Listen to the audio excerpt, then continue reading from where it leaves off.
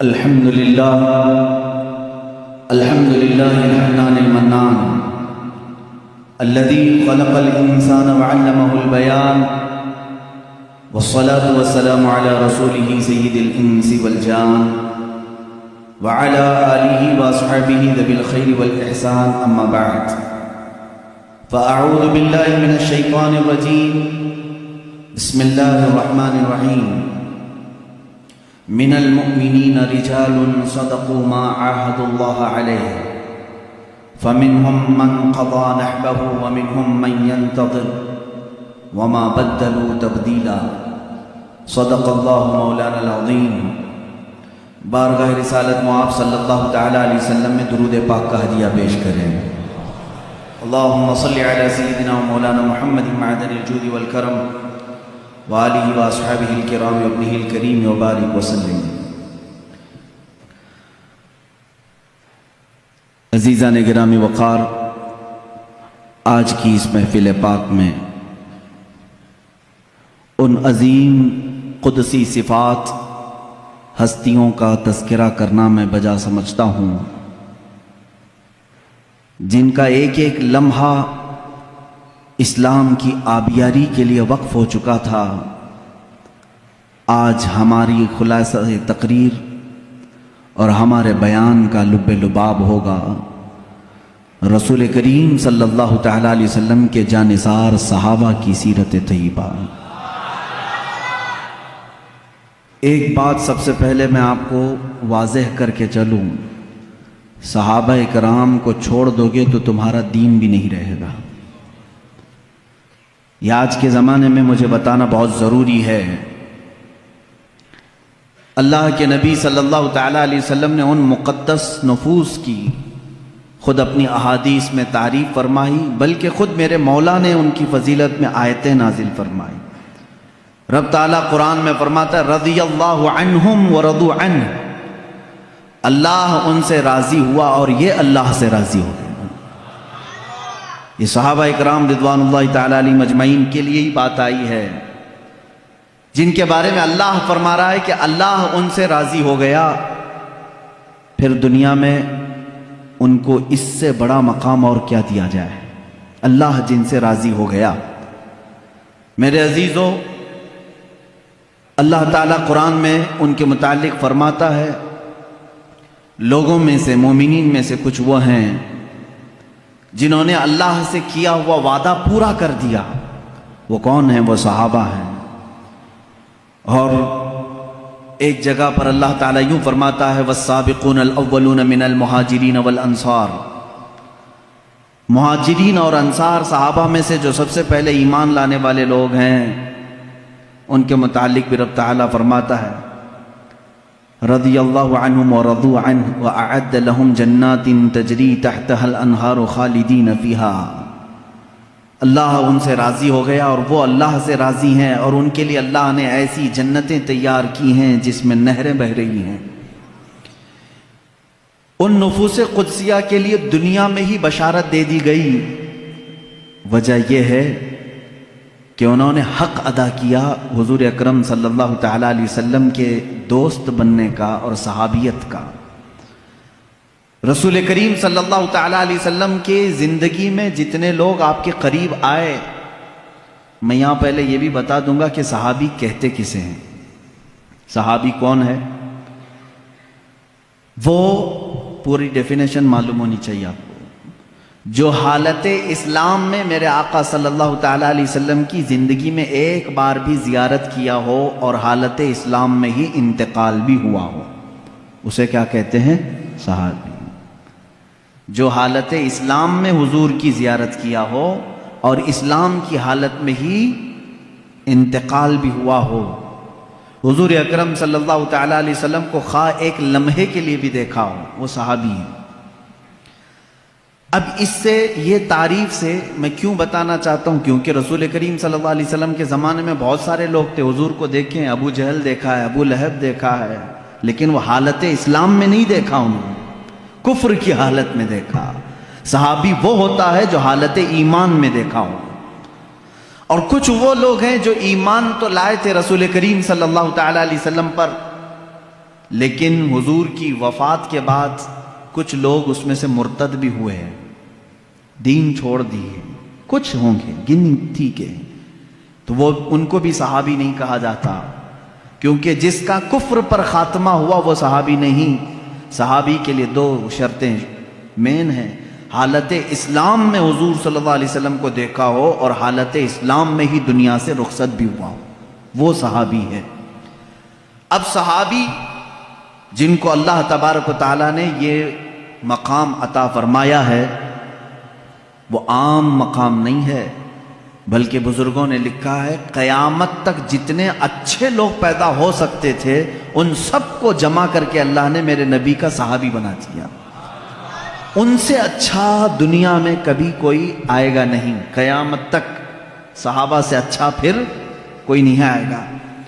جو سب سے اچھے تھے دنیا میں ان کو اللہ تعالیٰ نے رسول اکرم صلی اللہ علیہ وسلم کا صحابی بنایا۔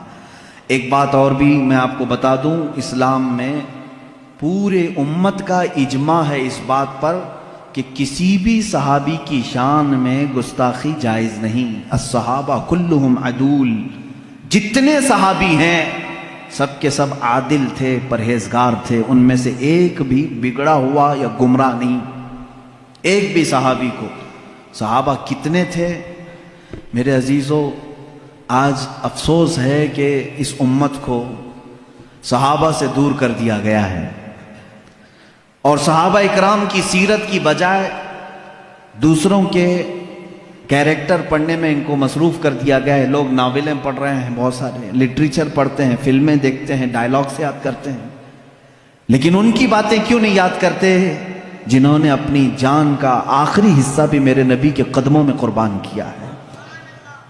ان صحابہ اکرام کے اگر تفصیلی واقعات میں ذکر کروں تو صحابہ کی تعداد تو کم و بیش 1,20,000 یا 24,000 ہے۔ وہ سب صحابہ ہمارے سروں کے تاج ہیں، جن کے تذکرے احادیث میں آئے ہیں اور کتب تواریخ میں ملتے ہیں۔ ان میں سے چند کی مثالیں تو میں رکھنا ضروری سمجھوں گا، اور آپ سوچ رہے ہوں گے محرم الحرام کی یہ 10 روزہ مجالس میں پہلی مرتبہ آپ کے سامنے نہیں کر رہا ہوں، مسلسل 5 سال آپ نے اس سے قبل بھی ہبلی میں مجھ سے سنا ہے۔ اس سال میں نے کچھ عناوین ٹاپکس چینج کر دیے تھے۔ یہ جو موضوعات ہیں اس کی ایک بڑی وجہ یہ ہے، اہل سنت و جماعت اور حق مذہب کیا ہے یہ واضح کرنا آج مجھے ضروری ہے۔ میرے عزیزوں، پہلے دن سے ہم عقیدے پر گفتگو کر رہے ہیں، ہم کس خدا کے پیروکار ہیں وہ بھی میں نے آپ کے سامنے رکھا، اور ہمارا رسول وہ ہے جس کی تمام کتب ادیان میں، سارے جتنے بھی دنیا میں مذاہب آئے سبوں کے مذاہب میں میرے نبی کا تذکرہ موجود ہے۔ میں نے اس پر بھی آپ سے گفتگو کی ہے، اور اسلام کیا ہے اور قرآن کیا ہے یہ بھی میں نے آپ کو بتایا ہے۔ ان کے بعد صحابہ اکرام کی محبت ہمارے لیے کتنی اہمیت رکھتی ہے میں آپ کو بتاؤں۔ اعلیٰ حضرت رضی اللہ تعالیٰ عنہ کے ایک شعر نے ہمارے لیے فیصلہ کر دیا ہے، اہل سنت کا ہے بیڑا پار اصحاب حضور، نجم ہے اور ناؤ ہے عطرت رسول اللہ کی۔ آپ کو شعر سمجھانا پڑے گا، اعلیٰ حضرت رضی اللہ تعالیٰ عنہ کے ہر شعر کو چاہے سمجھ میں آئے نہ آئے سنی سبحان اللہ کہتا ضرور ہے، کیونکہ اس میں عشق کے کچھ جام بھرے ہوئے ہوتے ہیں، پھر بھی مجھے سمجھانا چاہیے۔ اللہ کے نبی صلی اللہ تعالیٰ علیہ وسلم نے اپنی زندگی پاک میں 2 جماعتوں کی بڑی فضیلت بیان فرمائی، 2 جماعتوں کی بڑی فضیلت بیان فرمائی، ایک صحابہ کی جماعت ہے اور دوسرے اہل بیت کی جماعت ہے۔ رسول اللہ صلی اللہ علیہ وسلم کے گھر والے جو ہیں ان کو اہل بیت کہتے ہیں، اور صحابی کی تعریف تو میں نے ابھی بتا دیا کہ جو رسول کریم صلی اللہ علیہ وسلم کو حالت ایمان میں دیکھے ہوں اور حالت ایمان میں ہی دنیا سے رخصت ہوئے ہوں۔ دونوں کے بارے میں رسول کریم صلی اللہ تعالیٰ علیہ وسلم کا ایک ایک فرمان سن لیجیے، ایک ایک حدیث دونوں کے بارے میں بتا دیتا ہوں۔ صحابہ اکرام کے بارے میں میرے آقا صلی اللہ علیہ وسلم فرماتے ہیں، اصحابی کالنجوم بأیہم اقتدیتم اہتدیتم، میرے صحابہ آسمان کے تاروں کی طرح ہیں، تم جس کی بھی پیروی کرو گے ہدایت پا جاؤ گے، جس کے بھی پیچھے چلو گے ہدایت پا جاؤ گے۔ میرے عزیزو، تاروں سے مشابہت اس لیے دی گئی کہ پہلے دور میں ایسا ہوتا کہ لوگ اپنا راستہ تاروں کو دیکھ کر کے ہی منتخب کرتے تھے۔ ستارے آج تمہارے لیے دیکھنے کی بھی فرصت نہیں تارے چمک رہے ہیں کہ نہیں چمک رہے ہیں، تمہارے پاس گوگل میپ آ گیا نا۔ اس زمانے میں جو لوگ لمبے سفر پر ہوتے وہ تاروں کو دیکھ کر کے اپنی سمت متعین کرتے تھے، یہ مشرق کی طرف راستہ جا رہا ہے، مغرب کی طرف، یہ ایسٹ ویسٹ ساؤتھ نارتھ سب وہ تاروں سے منتخب کرتے تھے۔ عرب اس معاملے میں بہت مشہور بھی تھے، معروف بھی تھے۔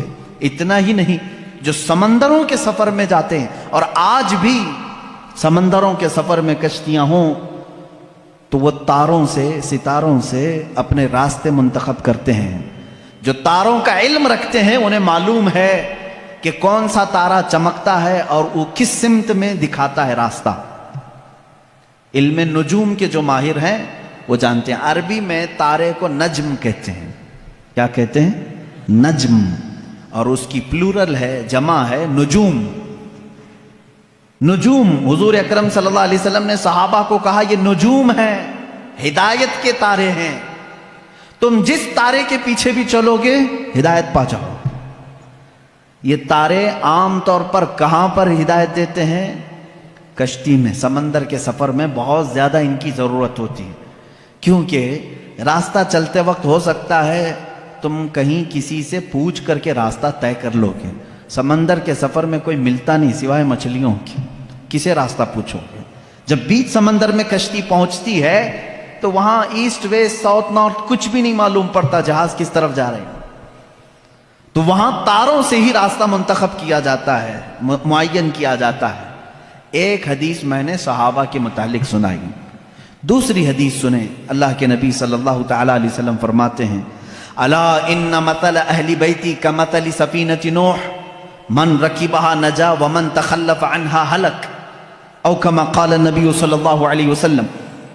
اللہ کے حبیب صلی اللہ تعالی علیہ وسلم فرماتے ہیں، خبردار میرے اہل بیت، میرے گھر والے، اہل بیت سمجھتے ہیں نا، میرے اہل بیت نوح علیہ السلام کی کشتی کی طرح ہیں۔ نوح علیہ السلام کی کشتی، آپ کو واقعہ معلوم ہوگا، پوری دنیا ڈوب گئی تھی مگر نوح علیہ السلام کی کشتی تیر رہی تھی۔ پہاڑ تک ڈوب چکے تھے، پانی میں پہاڑ تک ڈوب چکے تھے، لیکن نوح علیہ السلام کی کشتی پانی پر چل رہی تھی، اور اس کشتی میں جتنے لوگ تھے وہ محفوظ تھے۔ اب میرے آقا صلی اللہ علیہ وسلم کی حدیث سنو، فرماتے ہیں رسول کریم صلی اللہ علیہ وسلم، میری اہل بیت، میرے گھر والوں کی مثال نوح علیہ السلام کی کشتی کی طرح ہے، جو ان کے ساتھ ہو گیا وہ نجات پا گیا۔ جیسے جو نوح علیہ السلام کی کشتی میں بیٹھا وہ ہدایت پا گیا، صحیح طریقے سے باہر نکل گیا، اور جو اہل بیت کا دامن پکڑا وہ نکل گیا، یعنی اس دنیا میں گمراہ ہونے سے محفوظ رہا۔ اب دیکھیں، اس کو کہا ہے کشتی۔ حضور اکرم صلی اللہ علیہ وسلم نے اہل بیت کو کیا کہا ہے؟ کشتی، اور صحابہ کو کیا کہا ہے؟ نجم، ستارے۔ ستاروں کی ضرورت اسی وقت ہوتی ہے جب کشتی سمندر میں ہوتی ہے۔ دونوں کی مماثلت دیکھیں، سمندر کے سفر میں۔ اب یہاں سے ایک بات سمجھ میں آئی کہ اگر تمہیں سمندر کا سفر کرنا ہے اور تم کہتے ہو صرف تارے دیکھ کر کے میں چلوں گا، ڈوب جاؤ گی۔ تمہیں کیا چاہیے؟ کشتی چاہیے۔ تارے راستہ تو دکھا سکتے ہیں لیکن سمندر پہ چلنا تمہارے بس کی بات نہیں، کشتی پہ سوار ہونا ہوگا۔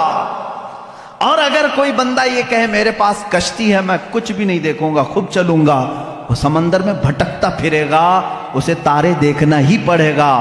اس کا مطلب ہوا کہ بغیر صحابہ کے بھی دین نہیں چلے گا، بغیر اہل بیت کے بھی دین نہیں چلے گا۔ تم اگر اہل بیت کی محبت کے دعوے دار ہو تو صحابہ کو بھی ماننا ہوگا، اور اگر صحابہ کی محبت کے قائل ہو تو اہل بیت کا دامن بھی نہیں چھوڑنا ہوگا۔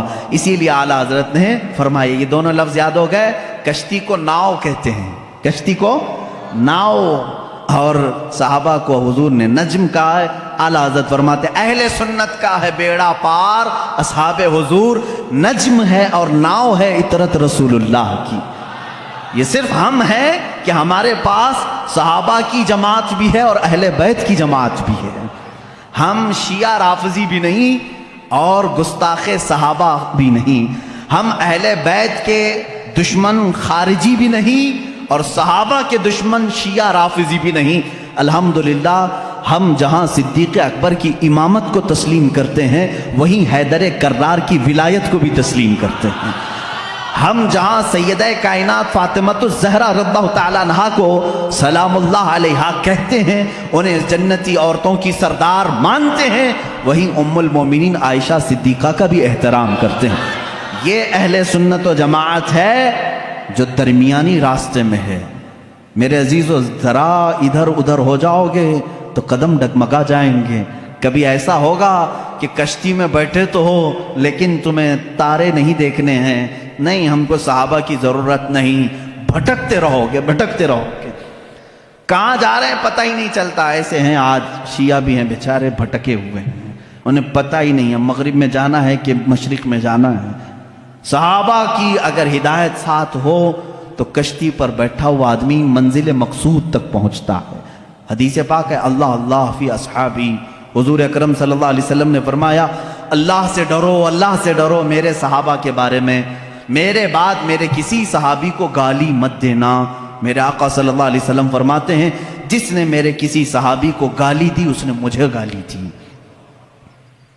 अल्लाह के नबी सल्लल्लाहु ताला अलैहि वसल्लम की शान में कोई गाली देना पसंद करेगा? खुद हुजूर अकरम सल्लल्लाहु अलैहि वसल्लम ने फरमाया मेरे दोस्तों में मेरे सहाबा में जिसको भी तुमने गाली दी गोया कि उसने मुझे गाली दी। आज लोग इस तरह की बातों को हल्का समझ रहे हैं। बहरहाल इस पर मैं बाद में आता हूँ। सहाबा के मसलक को लेकर के आज बहुत सारी बातें ऐसी हैं मेरे अजीज़ों, सुन्नियों, आज तुम्हें अपने ईमान को मजबूत रख करके चलना है। अब मुआशरे में जैसे वहाबियत के जरासीम फैले थे पहले एक ज़माना हो गया, 100 साल गुजरने को आ गए, लेकिन जहाँ सऊदी ढीला पड़ा वहाबी भी ढीले पड़ने लग गए, क्योंकि ये सारा रियाल का करिश्मा था और सब पूरे सऊदी रियाल और डॉलर से चलते थे। रियाल की वैल्यू कम हो गई, अब वो आ भी नहीं रहे, बट भी नहीं रहे, जिसकी वजह से फितना कम हो गया। लेकिन उसके बाद जो फितना जन्म ले रहा है वो ईरानियों का फितना है, राफजियों का फितना है, शियों का फितना है। ये भोले भाले सुन्नी मुसलमानों के जहनो दिमाग में उनको मालूम है कि ये सारे सुन्नी अहले बैत से टूट कर मोहब्बत करते, अहले बैत के नाम पर इनको गुमराह कर दो। वो अपने अकायद हमारे दरमियान डालने की कोशिश कर रहे हैं। जाहिर सी बात है, मैं सैयदा फातिमतुज़ ज़हरा रज़ियल्लाहु ताला अन्हा का नाम आए तो उनके कदमों पे जान देने को तैयार हूँ। मैं जहाँ हसनैन करीमैन की बात आए गर्दन लेकर मैदान में तैयार हूँ। हर सुन्नी का हमारा अकीदा यही है। हम इन अइम्मा अथहार और ये जो अहले बैत हैं इनके लिए तो जान फिदा करने की बात करते हैं, और ये शियों को मालूम है, वो जानते हैं कि ये सुन्नी अहले बैत से बहुत मोहब्बत करते हैं, इनको ब्लैकमेल उन्हीं नामों से किया जाए। तो ये आते हैं हमारे दरमियान अलग अलग पर्दे ओढ़ करके, अलग अलग लिबास ओढ़ करके आते हैं, और तुम्हारे अंदर वो बैक्टीरिया, वो जरासीम डालने की कोशिश करते हैं जो इनके अकीदे हैं। अगर मैं वो अकीदे खोलूं तो यहाँ बड़ी तवील बहस चली जाएगी, मेरा टॉपिक ही हट जाएगा। बाद में बात ये हो जाएगी कि पूरी तकरीर इसी पर होना पड़ेगी कि इनके अकायद आज जामे अजहर में हमने पढ़ा भी है। ये लोग हजरत अली करमल्लाहु वजहुल करीम को अंबिया इकराम से अफजल कहते हैं। हम भी हजरत अली की मोहब्बत और उनकी ताज़ीम को अपना ईमान का हिस्सा समझते हैं, लेकिन रसूल पाक सल्लल्लाहु अलैहि वसल्लम और अंबिया से बढ़ कर के नहीं, नबी से बढ़ कर के कोई गैर नबी नहीं हो सकता। और ये मौला अली करमल्लाहु वजहुल करीम के मुतालिक बाज़ शिया तो यहाँ तक कहते हैं, माज़अल्लाह अभी भी मौजूद है, इंटरनेट पर ऐसे वीडियो क्लिप्स भी मौजूद हैं, कुछ शिया ये तक कह जाते हैं अल्लाह फातिमा ज़हरा के घर को अपनी दाढ़ी से झाड़ू लगाता है। मुआज़ल्लाह रब्बिल आलमीन, नऊज़ बिल्लाहि मिन ज़ालिक। ये ऐसे जुमले हैं जिसको कहने से भी दिल कतराता है। اہل بیت کی محبت سر آنکھوں پر، لیکن ان کو خدا کے درجے تک پہنچانا یہ شرک ہے۔ یہی تو عیسائیوں نے کیا۔ عیسائی پہلے صحیح مومن تھے، لیکن چلتے چلتے بعد میں انہوں نے عیسیٰ علیہ السلام کو خدا کا بیٹا کہنا شروع کر دیا، حضرت مریم کو خدا کی بیوی کہنا شروع کر دیا۔ اسی طرح شیعہ بگڑ گئے۔ سارے شیعوں کی بات نہیں کر رہا، اس میں کچھ فرقے ہیں جو غلات ہیں، غالی شیعہ ہیں۔ اللہ ان کی نحوستوں سے محفوظ رکھے۔ اسی لیے میرے عزیزو، اہل سنت و جماعت کا دامن کبھی ترک نہ کرنا، کبھی نہ چھوڑنا۔ یہ ایسا درمیانی راستہ ہے جس مسلک میں آج ہمیں صحابہ کی تعظیم بھی سکھائی جاتی ہے اور اہل بیت اطہار کی تعظیم بھی سکھائی جاتی ہے۔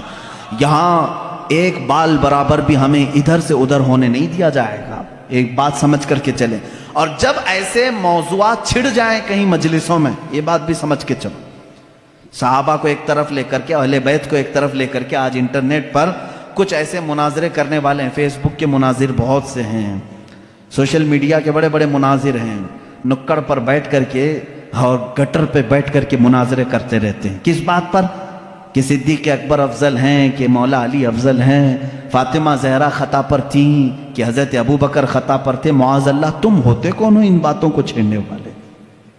14 صدیاں گزر گئیں، نہ تم ان کے زمانے میں ہو، نہ تمہارے باپ داداؤں نے انہیں دیکھا ہے، اور آج بیٹھ کر کے تمہارا ایمان کتنا ہے، تمہارا عمل کتنا ہے، تمہارا علم کتنا ہے، اتنی مقدس ہستیوں پر تم آج انٹرنیٹ پر بیٹھ کر کے مناظرے کر رہے ہو۔ ان بحثوں کو چھوڑو، شیطان یہاں تمہارا ایمان تباہ کر دے گا۔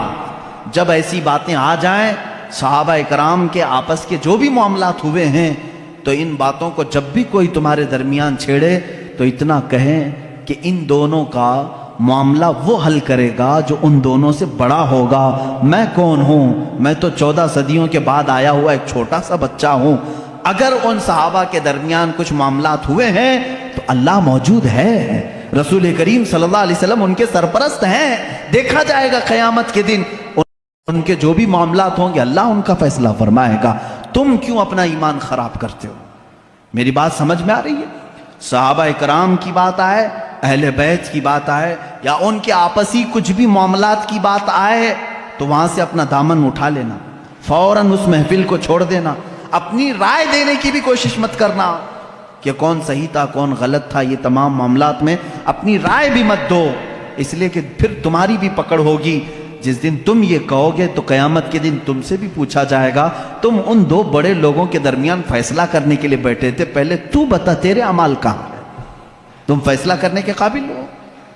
اس لیے میرا تو طریقہ یہ ہے، جب بڑوں کی بات آئے، بزرگان دین، سلف صالحین، صحابہ تابعین کی بات آئے، کچھ بھی ان کے درمیان اگر اختلاف بھی ہوا ہو تو ان تمام اختلافات کو اللہ کے حوالے کر دو، اللہ رب العزت کے حوالے کر دو، وہ احکم الحاکمین ہے، قیامت کے دن فیصلہ فرمائے گا۔ عزیزان گرامی وقار، صحابہ اکرام کے بارے میں آج کیوں کہہ رہا ہوں آپ کو معلوم ہے؟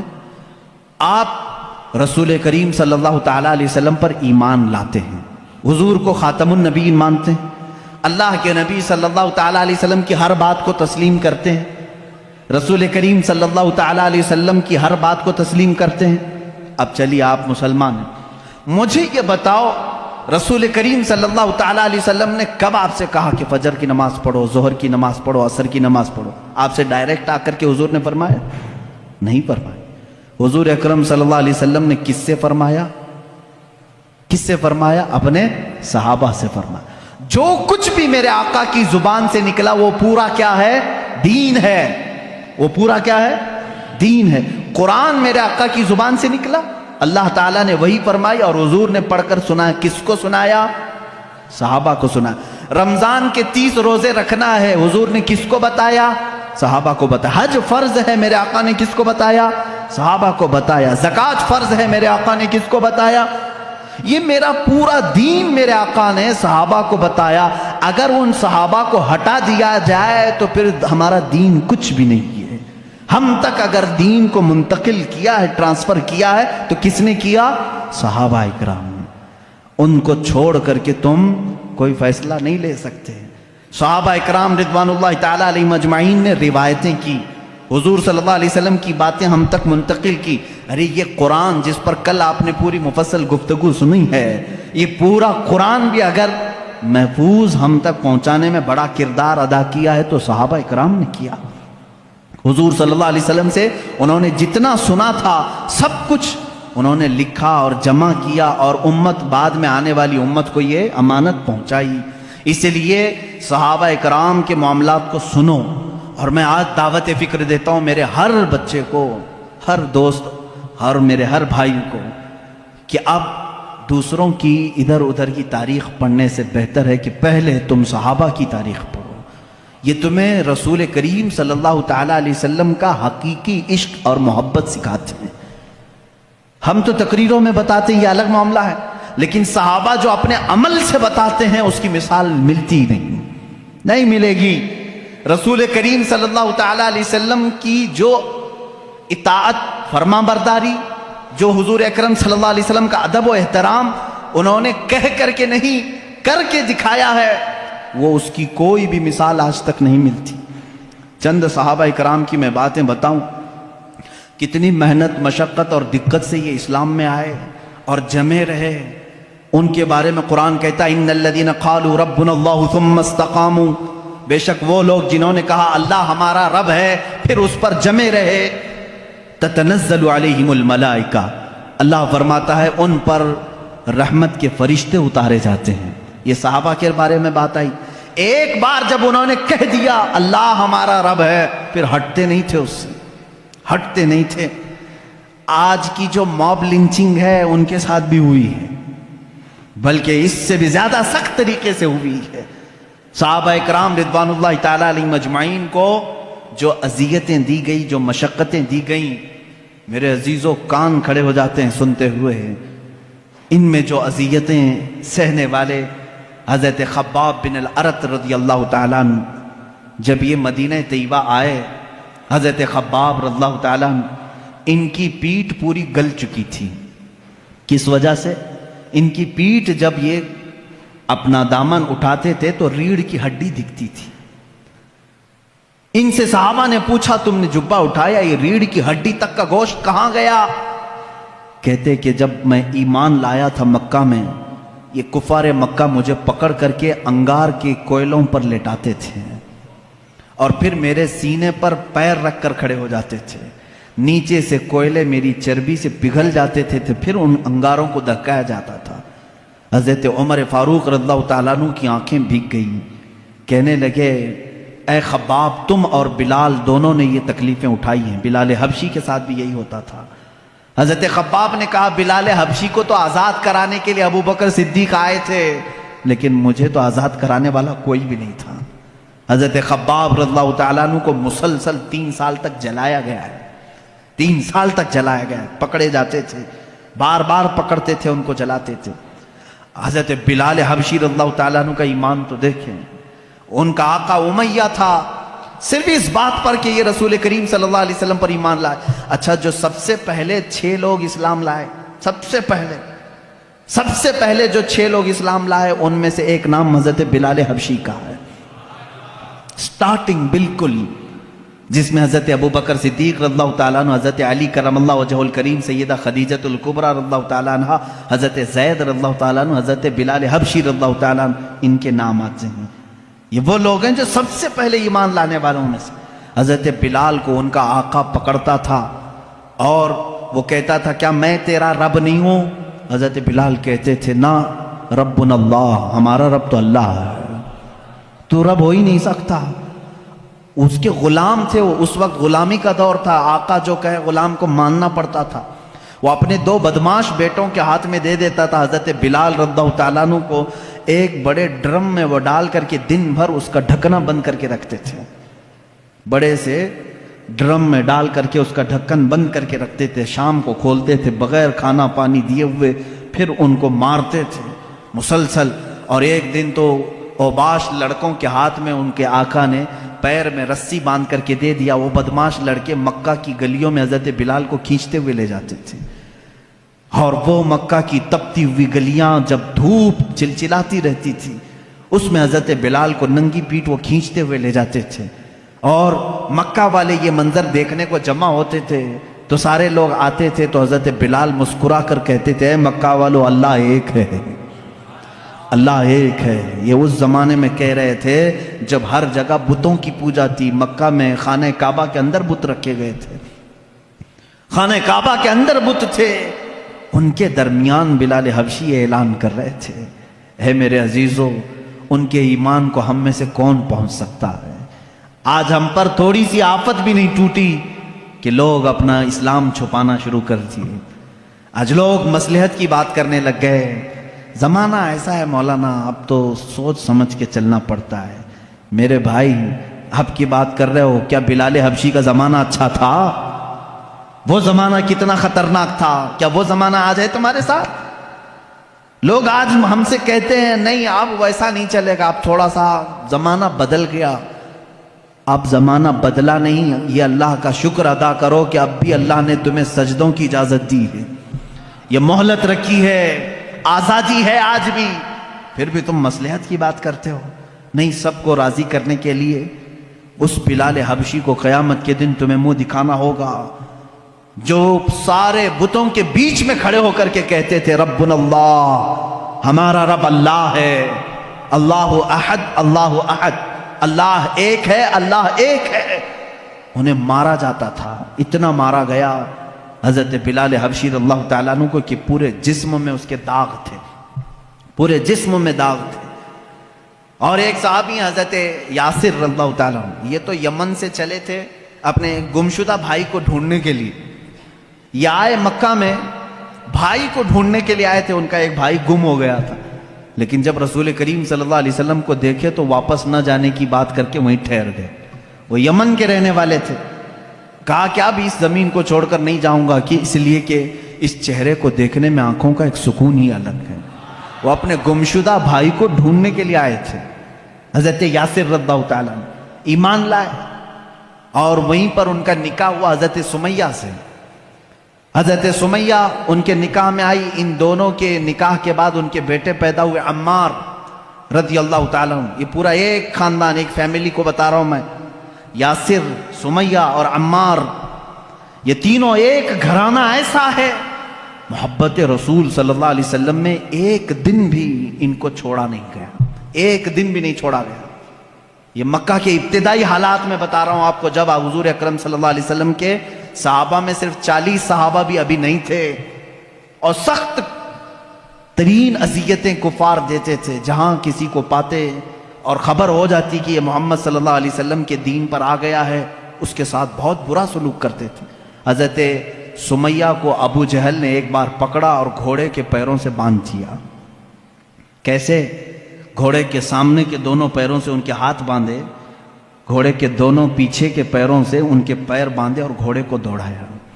جب گھوڑا دوڑتا تھا تو ان کی ہڈیاں سرکتی تھیں، ایک ایک ہڈی ٹوٹتی چلی گئی۔ اس وقت پورے مجمع میں لوگ تماشا دیکھنے کے لیے کھڑے رہتے تھے۔ اللہ ان کی مرقد پر گوہر باری کرے۔ سیدہ سمیہ رضی اللہ تعالیٰ عنہ اس حالت میں بھی کہتی تھیں اللہ احد، اللہ احد، اللہ ایک ہے، اللہ ایک ہے، تم ہم سے ہمارا ایمان نہیں لے سکتے۔ یہاں تک کہ حضرت سمیہ رضی اللہ تعالیٰ عنہ کو گھوڑا دوڑاتے ہوئے لے آیا تو ابو جہل نے اپنے ایک نیزے سے ان کی شرمگاہ پر مارا، جس کی وجہ سے وہ شہادت پا گئیں۔ اسلام میں سب سے پہلی شہیدہ حضرت سیدہ سمیہ رضی اللہ تعالیٰ عنہ، سیدہ سمیہ، جن کو صرف اس بات پر شہید کر دیا گیا کہ وہ ایمان لائی تھی۔ اور جانتے ہیں آپ، حضرت سمیہ رضی اللہ تعالیٰ عنہ گھر گھر جاتی تھیں، عورتوں کو قرآن پڑھاتی بھی تھیں، لیکن انہوں نے یہ کام ترک نہیں کیا آخری وقت تک۔ انہیں مارا گیا، پیٹا گیا، آخر میں شہید بھی کر دیا گیا۔ یہ دکھ برداشت نہیں ہو سکا۔ حضرت یاسر جو ان کے شوہر تھے، وہ اسی دکھ میں تھے کہ میں یمن سے آیا تھا یا نکاح کیا، میری بیوی کو میرے آنکھوں کے سامنے مارا انہوں نے۔ حضرت یاسر رضی اللہ تعالیٰ عنہ حضور صلی اللہ تعالیٰ علیہ وسلم کے پاس آئے، کہنے لگے آقا کیا کریں، غم برداشت نہیں ہوتا۔ اللہ کے نبی صلی اللہ علیہ وسلم نے فرمایا اصبروا فإن موعدکم الجنہ، تھوڑا اور صبر کرو، جنت تمہارے انتظار میں ہے۔ حضرت یاسر رضی اللہ تعالیٰ عنہ کو بھی ان کفار مکہ نے پکڑا اور ان کے ساتھ بھی بہت برا سلوک کیا، وہ بھی شہید ہوئے۔ یہ اسلام کے دو سب سے پہلے شہید ہیں۔ حضرت عمار جو بیٹے اکیلے بچ گئے تھے، جن کی آنکھوں کے سامنے ماں کو بھی مارا گیا ہو، باپ کو بھی مارا گیا ہو، ان کو کفار مکہ نے بلا کر کے سمجھایا، دیکھ تیری ماں بھی چلی گئی اور وہ بھی بری طرح زخمی تھی، ہڈیاں ٹوٹ گئی تھی، تیرے باپ بھی دنیا سے چلے گئے، تو اکیلا رہ گیا، کیوں محمد کے پیچھے لگا ہے صلی اللہ علیہ وسلم؟ کیوں تو اپنے مکہ والوں کو چڑھاتا ہے؟ چھوڑ دے اس دین کو، اس میں امن ہے، خیر ہے، ہم سارا مال تجھے دیتے ہیں اور تجارت میں تجھے ماہر بناتے ہیں۔ حضرت عمار نے کہا پہلے اگر بولتے تو ہو سکتا ہے کہ سوچا جاتا، میں اگر اپنے باپ اور اپنی ماں کے دین کو چھوڑوں تو غدار بیٹا کہلاؤں گا۔ مجھ سے یہ کیسے ممکن ہے کہ میں نے اپنے آنکھوں کے سامنے دیکھا کہ میرے باپ نے جاتے جاتے مجھے یہ وصیت کی ہے کہ مر جانا تو ایمان پر مرنا، میری ماں نے مجھے یہ سبق دیا ہے، موت آئے تو تجھے عشق رسول میں آئے، مجھ سے تم میرا ایمان نہیں لے سکتے۔ کافروں نے وہی کیا جو حضرت بلال کے ساتھ کرتے، بیچ راستے میں آگ جلائی اور اس پر حضرت عمار کو لٹا دیا، ان کی پیٹھ جلنے لگی، پیروں تک آگ لگی تھی، وہ رونے لگے۔ اسی اثنا میں میرے آقا صلی اللہ علیہ وسلم کا وہاں سے گزر ہو رہا تھا، حضور اکرم صلی اللہ تعالیٰ علیہ وسلم سے دیکھا نہ گیا۔ حضرت عمار نے پکار کر کے کہا یا رسول اللہ صلی اللہ علیہ وسلم، دیکھیں ان صحابہ کی محبت کو، ہم میں سے کوئی پہنچ سکتا ہے ان کی مقام کو؟ کیا کہتے ہیں جانتے ہیں حضرت عمار؟ آگ پر لیٹے ہوئے ہیں، کفار مکہ وہاں پر انہیں ظلم و اذیت دے رہے ہیں، اس وقت رسول پاک صلی اللہ علیہ وسلم کا گزر ہو رہا تھا، صرف اتنا کہا آقا اگر آپ اپنے عمار سے راضی ہیں تو میرے سامنے یہ آگ کچھ بھی نہیں، اگر آپ راضی ہیں تو میرے لیے آگ کی گرمی کچھ بھی نہیں ہے۔ اس مقام پر بھی وہ یہ کہہ رہے ہیں، یہ نہیں کہا جل گیا ہائے ہائے مجھے بچا لیں، کہہ رہے ہیں یا رسول اللہ اگر آپ راضی ہیں مجھ سے تو پھر یہ آگ کی تپش بھی میرے لیے کچھ نہیں ہے۔ اللہ کے نبی صلی اللہ علیہ وسلم نے کیا پڑھا جانتے ہیں اس وقت؟ کہا یا نارو کونی بردن و سلامن علی عمار ابن یاسر۔ یہ آیت تو حضرت ابراہیم علیہ السلام کے لیے قرآن میں آئی ہے، میرے آقا صلی اللہ علیہ وسلم نے فرمایا اے آگ ٹھنڈی ہو جا عمار بن یاسر پر۔ حضرت عمار کہتے ہیں پھر ہجرت کرنے تک ہر ہفتے مکہ کے کفار مجھے آگ میں رکھتے، لیکن ہر بار آگ میرے لیے ٹھنڈی ہی ہوتی تھی، مجھے گرمی لگی نہیں کبھی۔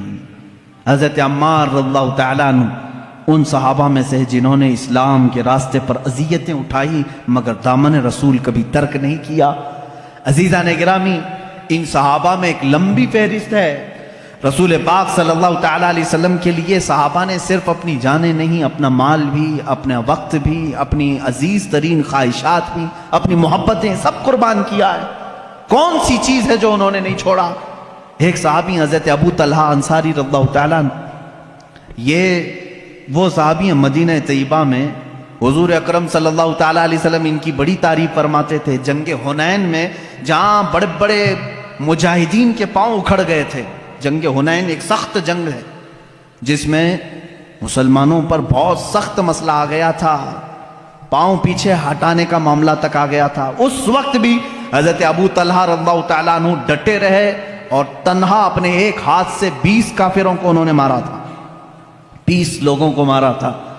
صحابی رسول ان کے پاس بڑی بڑی فضیلتیں تھے، میرے آقا صلی اللہ تعالیٰ علیہ وسلم ان سے محبت فرماتے، جب مدینے میں کوئی مہمان آتا تو کہتے ابو طلحہ کے گھر بھیجا کرو، کیونکہ حضرت ابو طلحہ مہمانوں کی ایسی ضیافت کرتے تھے، اللہ اکبر۔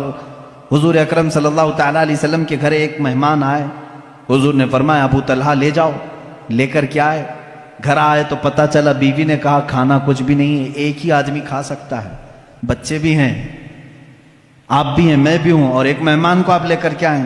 حضرت ابو طلحہ نے کہا کوئی بات نہیں، بچوں کو سلا دو، بچوں کو تھپک کر سلا دو، کل ان کے لیے دیکھا جائے گا، اور رہی بات تیری اور میری، ہم رات کو صبر کر لیں گے، ہمارے کھانے میں سب سے پہلا حق مہمان رسول کا ہے۔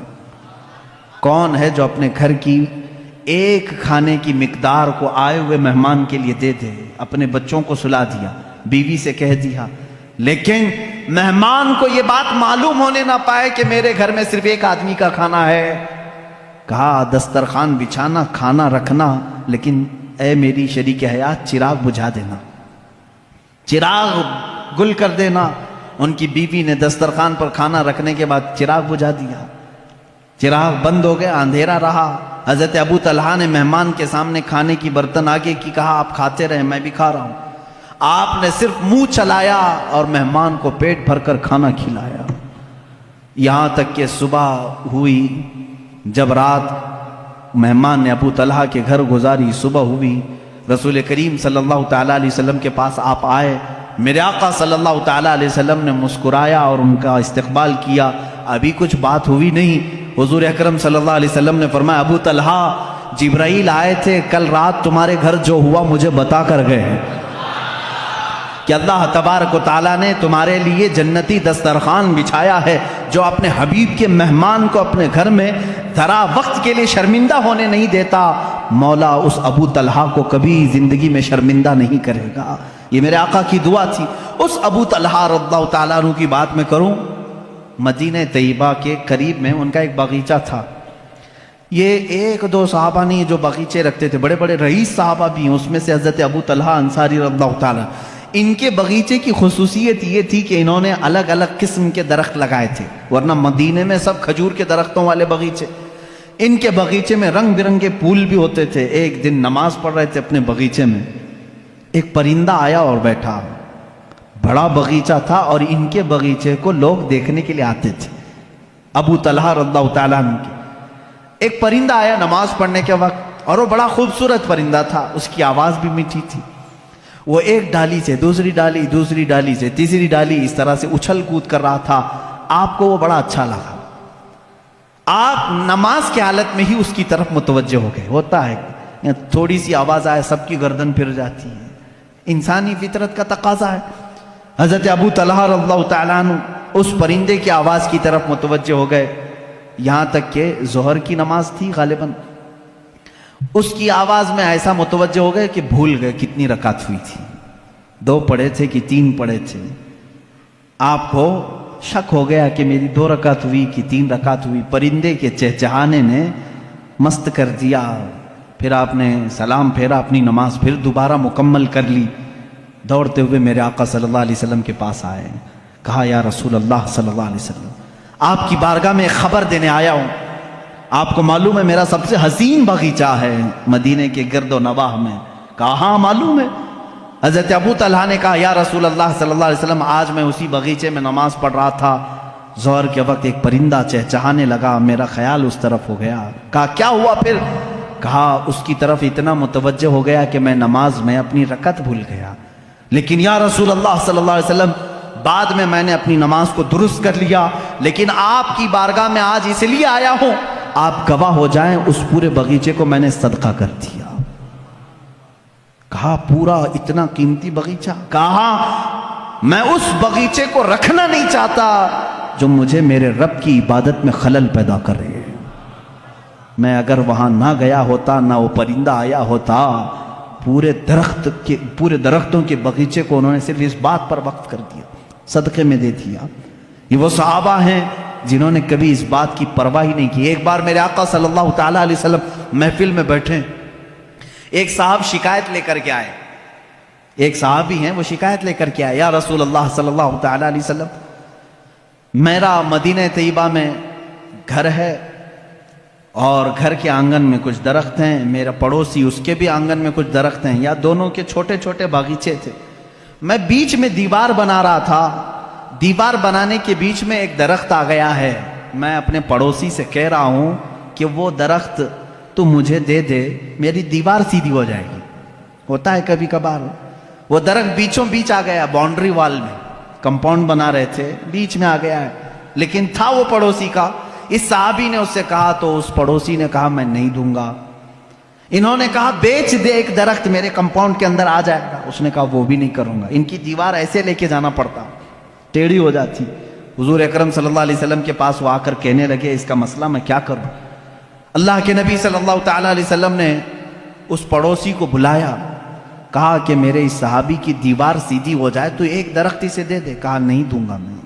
میرے آقا صلی اللہ علیہ وسلم کے فرمانے کے بعد بھی اس نے نہ کہا.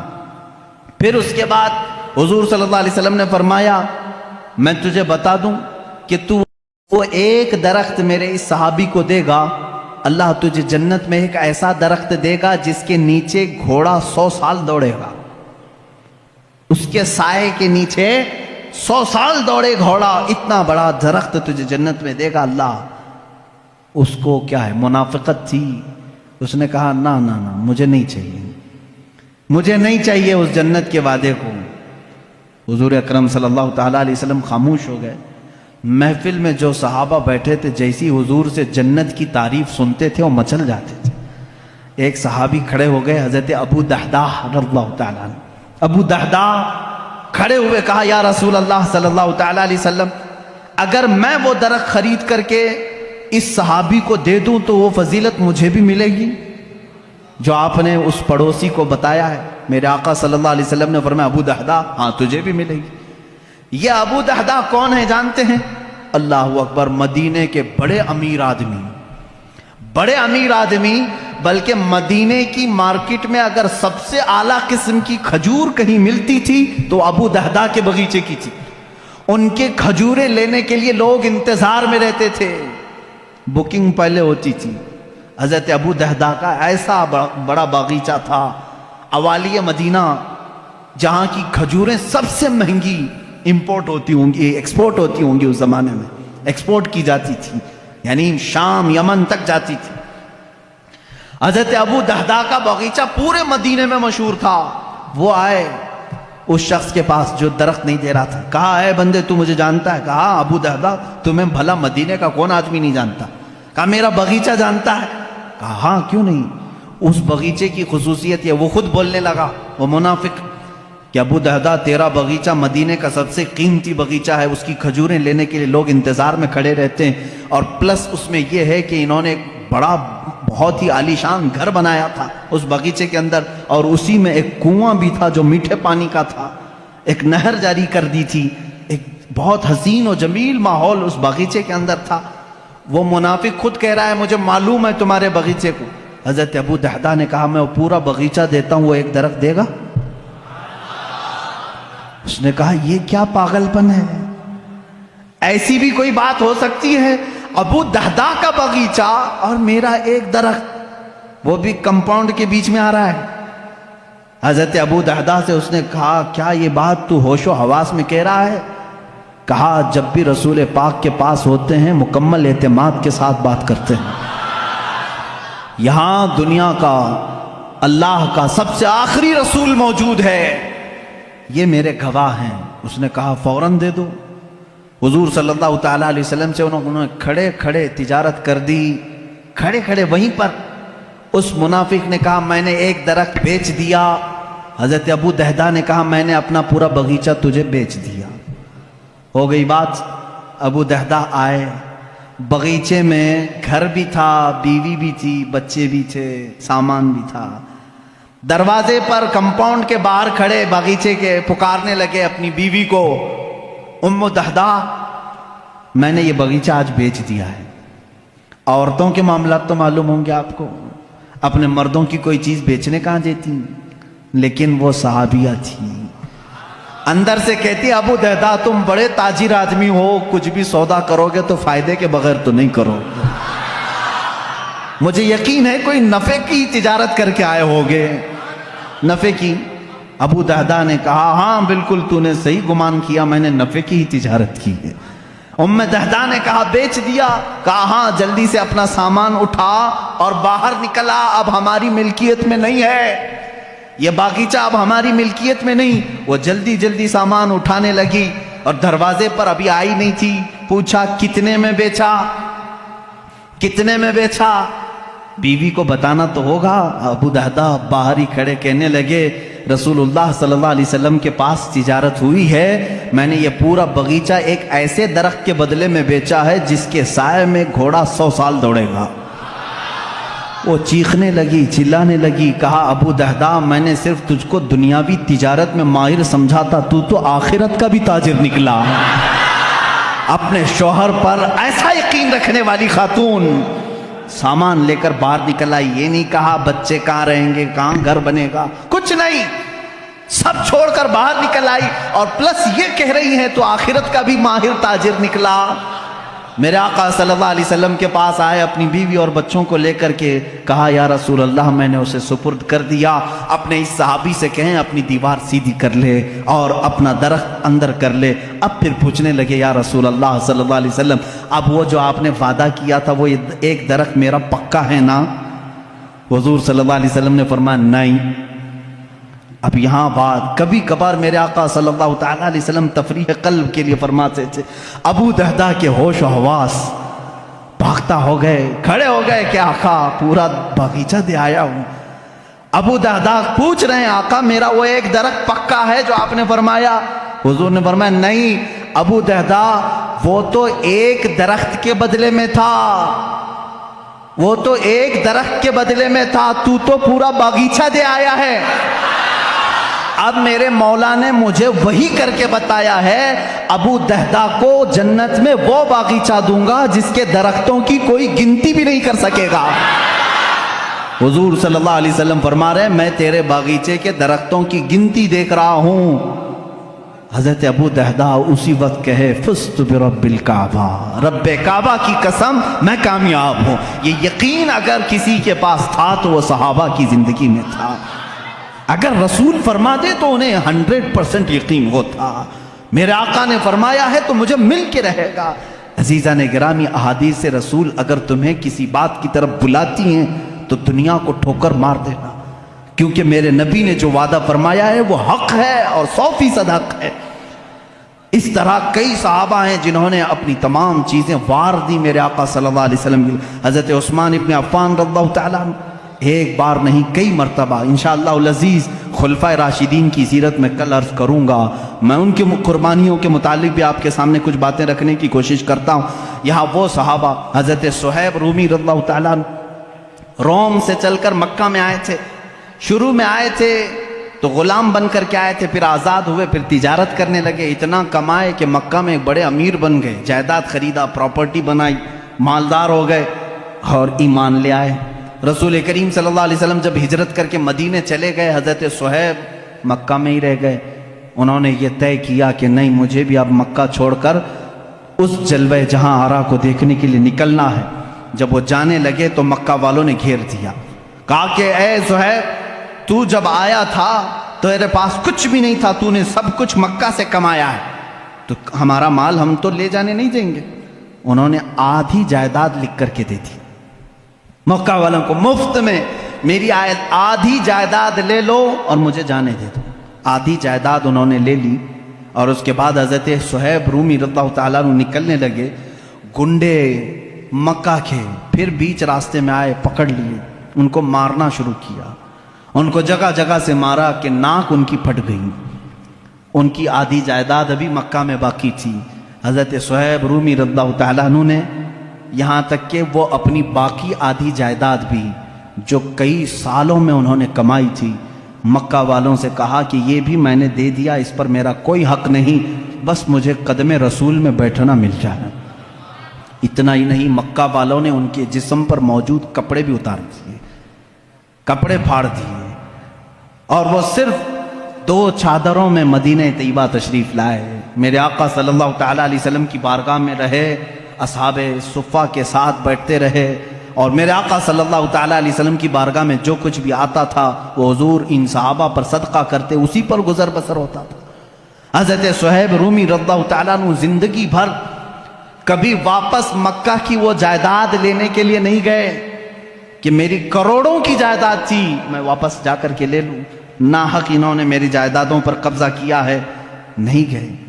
عزیزان گرامی, اس طرح سے حضرت عبداللہ ذوالبجادین رضی اللہ تعالیٰ عنہ, ایک صحابی عبداللہ ذوالبجادین, ان کے ساتھ بھی یہی ہوا. یہ نوجوان تھے, حسین و جمیل تھے, اور جب یہ نکلنے لگے تو ان کے ساتھ بھی ایسا ہی ہوا کہ ان کو ان کے ماں باپ نے, ان کے گھر والوں نے اتنا مارا, ان کے جسم سے کپڑے نکال دیے. اور یہ میرے آقا صلی اللہ تعالیٰ علیہ وسلم کی بارگاہ میں پہنچے اللہ کے نبی صلی اللہ تعالیٰ علیہ وسلم نے اپنی چادر عنایت کی اور اسی میں وہ زندگی گزارتے رہے۔ حضرت عبداللہ ذوالبجادین، بجاد کہتے ہیں چادر کو، 2 چادریں پہن کر کے وہ پوری زندگی گزارتے رہے، پوری زندگی بھر، یہاں تک کہ مقام تبوک آیا۔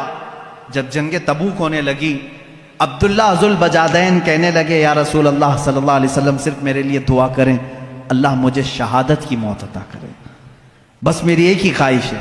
میرے آقا صلی اللہ علیہ وسلم نے فرمایا عبداللہ اگر اب تیری راستے میں بھی موت آئے تو تجھے شہید ہی کہا جائے گا، تجھے شہادت کی موت ہوگی۔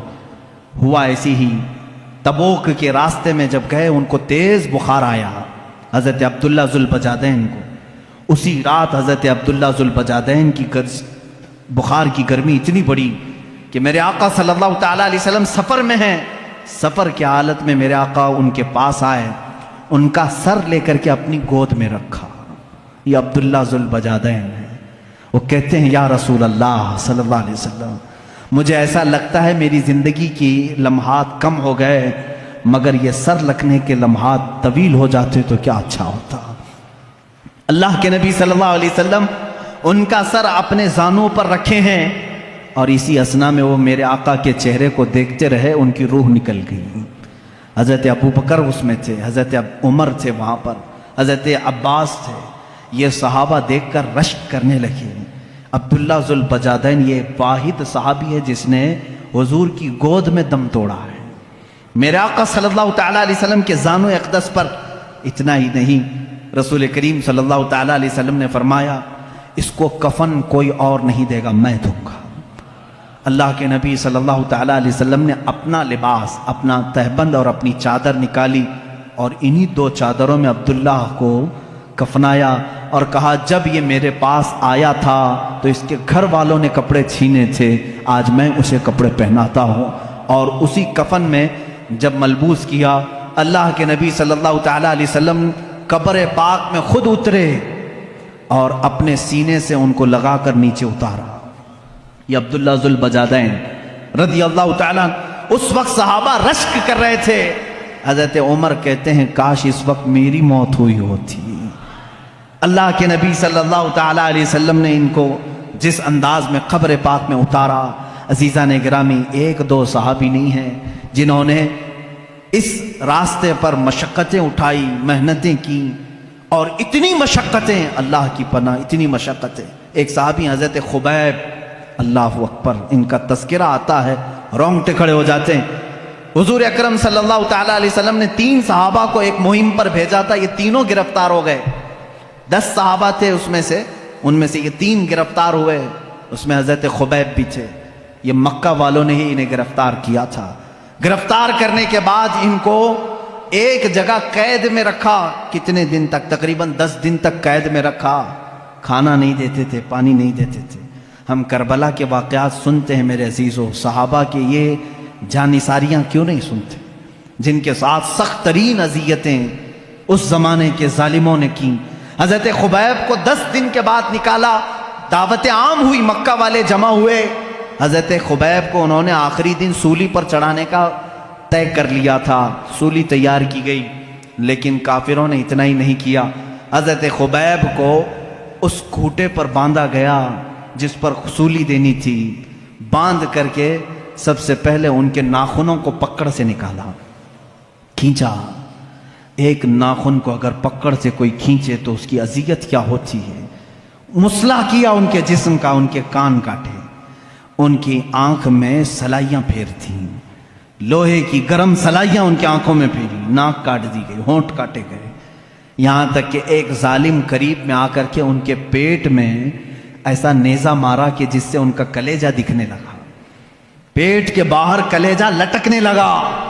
اس حد تک ان کو اذیت دی گئی، سولی پر ابھی نہیں چڑھایا گیا تھا۔ اس وقت ایک مجمع جمع تھا حضرت خبیب کو مارنے کے لیے۔ کسی نے کہا اے خبیب کاش تیری جگہ محمد ہوتے، سب کٹ گیا ہے۔ جلال میں آتے ہیں، کہتے ہیں ظالموں تم کہتے ہو میری جگہ محمد تھے، میرے جسم کے ٹکڑے ہو جائیں میں ان کے قدموں میں کانٹا چبھنا بھی گوارا نہیں کروں گا۔ میں نہیں دیکھ سکتا کہ میرے نبی کے तलवों में कांटा भी चुभ जाए, लो मेरे जिस्म के और टुकड़े लो।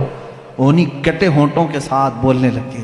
एक औरत आई, कहा है मक्का वालों, हमारा निजाम तो है किसी को कत्ल करते हैं तो आखिरी ख्वाहिश पूछते हैं, जब किसी को फांसी देते हैं तो उसकी आखिरी ख्वाहिश पूछते हैं। इस नियम को, इस रिवायत को मत तोड़ो, अगरचे ये दीन छोड़े हुए लोग हैं, इनकी भी आखिरी ख्वाहिश पूछ लो। लोगों ने कहा क्या है तुम्हारी आखिरी ख्वाहिश? हजरत खुबैब कहते हैं मेरी रस्सियां खोल दो, 2 रकत नमाज पढ़ना चाहता हूं। ये वो सहाबा हैं, कहते हैं रस्सियां खोल दो, मैं 2 रकत नमाज अदा करना चाहता हूं। खोल दिया गया, उसी हालत में वो नमाज अदा की। सब जिस्म के टुकड़े उनकी कर दिए जा चुके थे। जल्दी से सलाम फेर लिया, बहुत मुख्तसर नमाज पढ़ी, बहुत मुख्तसर नमाज पढ़ी।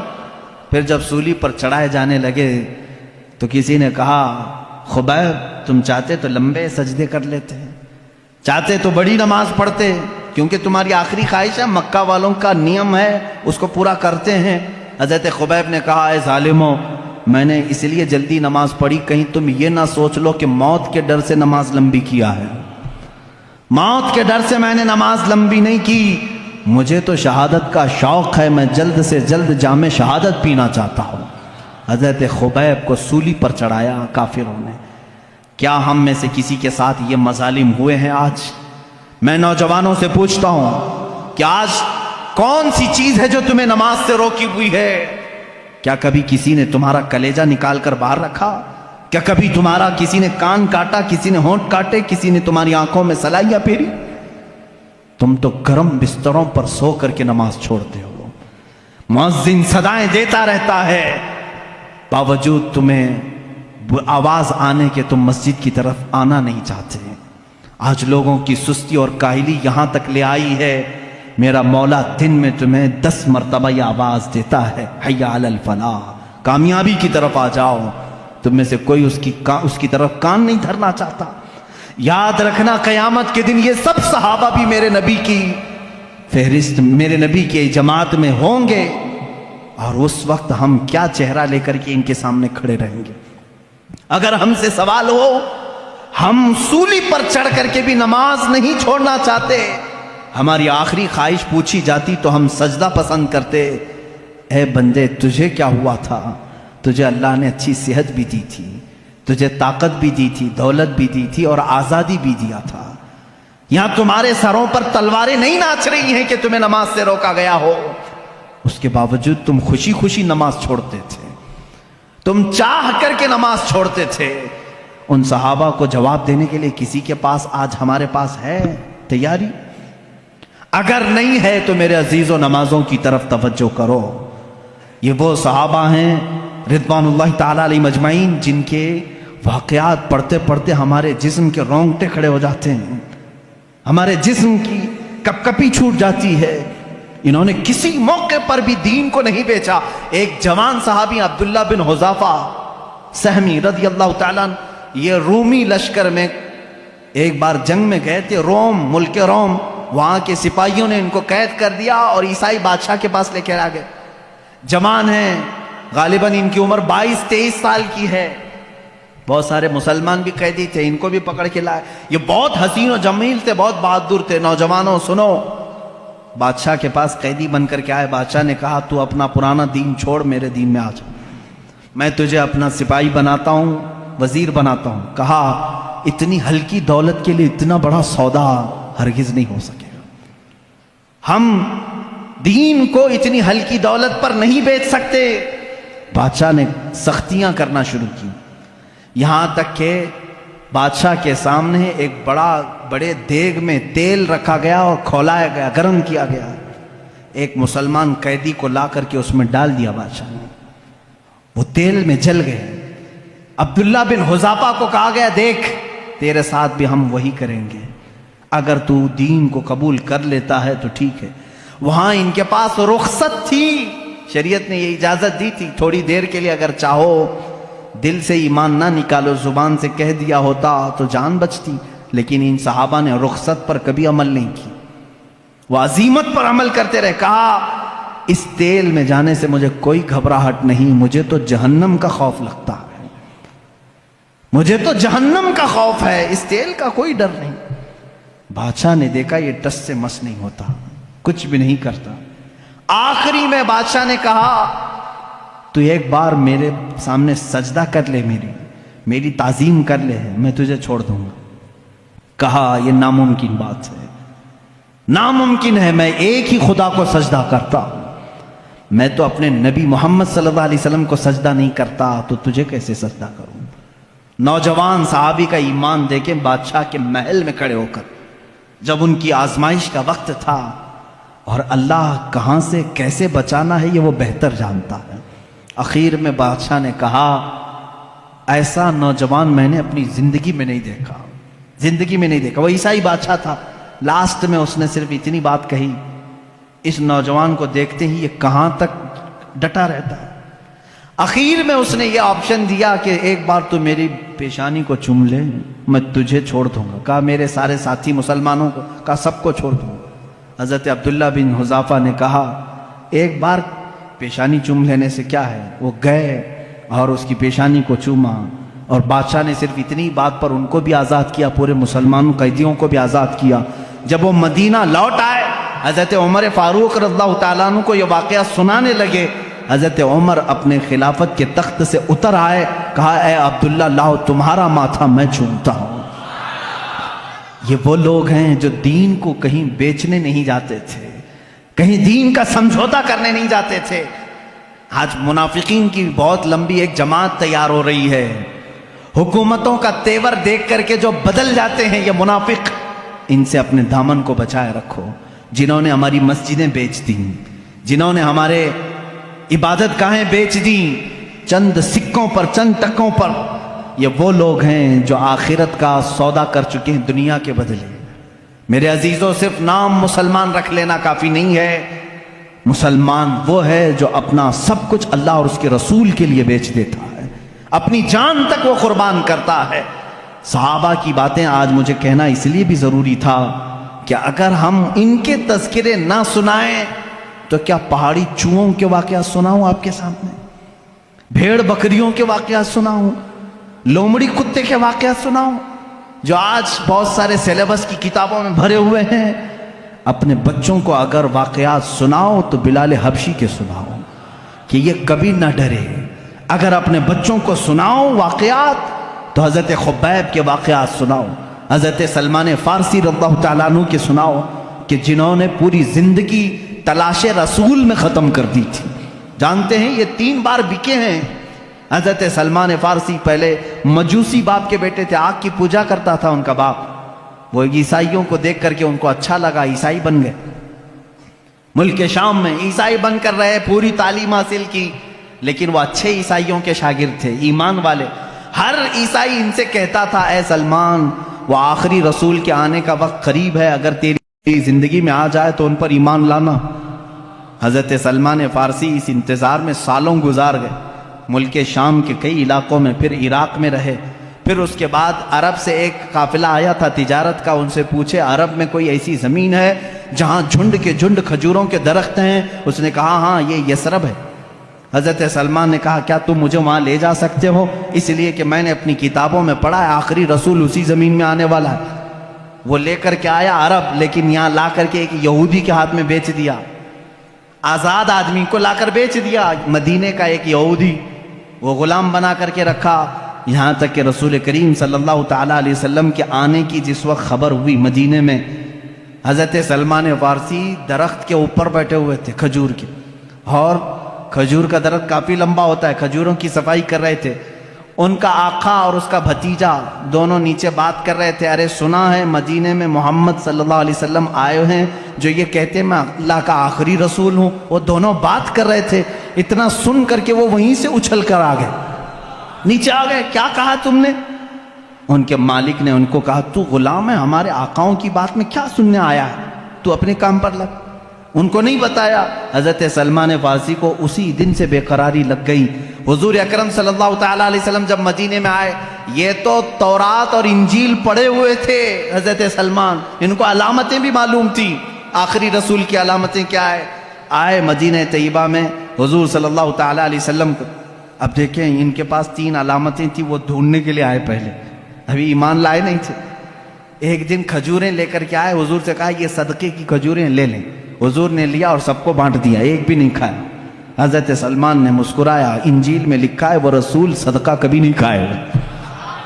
دوسرے دن کھجوریں لے کر کے گئے اور کہا یا رسول، یہ حضور صلی اللہ علیہ وسلم کے پاس کہ یہ ہدیہ ہے آپ لے، حضور نے وہ بھی کھایا بھی اور سب کو بانٹا بھی۔ سلمان فارسی کہتے ہیں یہ بھی کتابوں میں لکھا ہے وہ آخری رسول ہدیہ قبول کرتے ہیں اور صدقہ قبول نہیں کرتے۔ تیسرے دن ایک اور علامت انہیں دیکھنی تھی، حضور صلی اللہ تعالیٰ علیہ وسلم کے جسم اقدس پر ایک چادر تھی، تہبند تھی، ایک جنازے میں شریک تھے حضور۔ یہ سلمان فارسی تیسرے دن ایک اور نشانی دیکھنے کے لیے کبھی آگے آتے تھے، کبھی پیچھے، ادھر ادھر آتے تھے۔ جنازے سے جب فارغ ہوئے، وہ جس نشانی کو ڈھونڈنے آئے تھے حضور صلی اللہ تعالیٰ علیہ وسلم نے خود ان کو بتایا، اے سلمان 2 دن تو نے دیکھ لیا، تیسرے دن جو دیکھنے آئے ہو یہ عالم الغیب رسول تھے۔ تیسرے دن جو تم دیکھنے آئے ہو، اپنی چادر ہٹائی، اپنے کندھوں سے چادر ہٹائی، میرے آقا صلی اللہ تعالیٰ علیہ وسلم کے دونوں کندھوں کے بیچ میں مہر نبوت تھی۔ ایک مہر نبوت انڈے کی شکل کی، اتنی تیز روشنی اس میں سے ہوتی تھی کہ لوگ دیکھنے والے دیکھتے رہ جاتے، وہ خاتم النبیین کی مہر تھی۔ حضرت سلمان نے کتاب میں وہ بھی پڑھا تھا کہ وہ آخری رسول کے دونوں شانوں کے بیچ میں مہر ہوگی ختم نبوت کی۔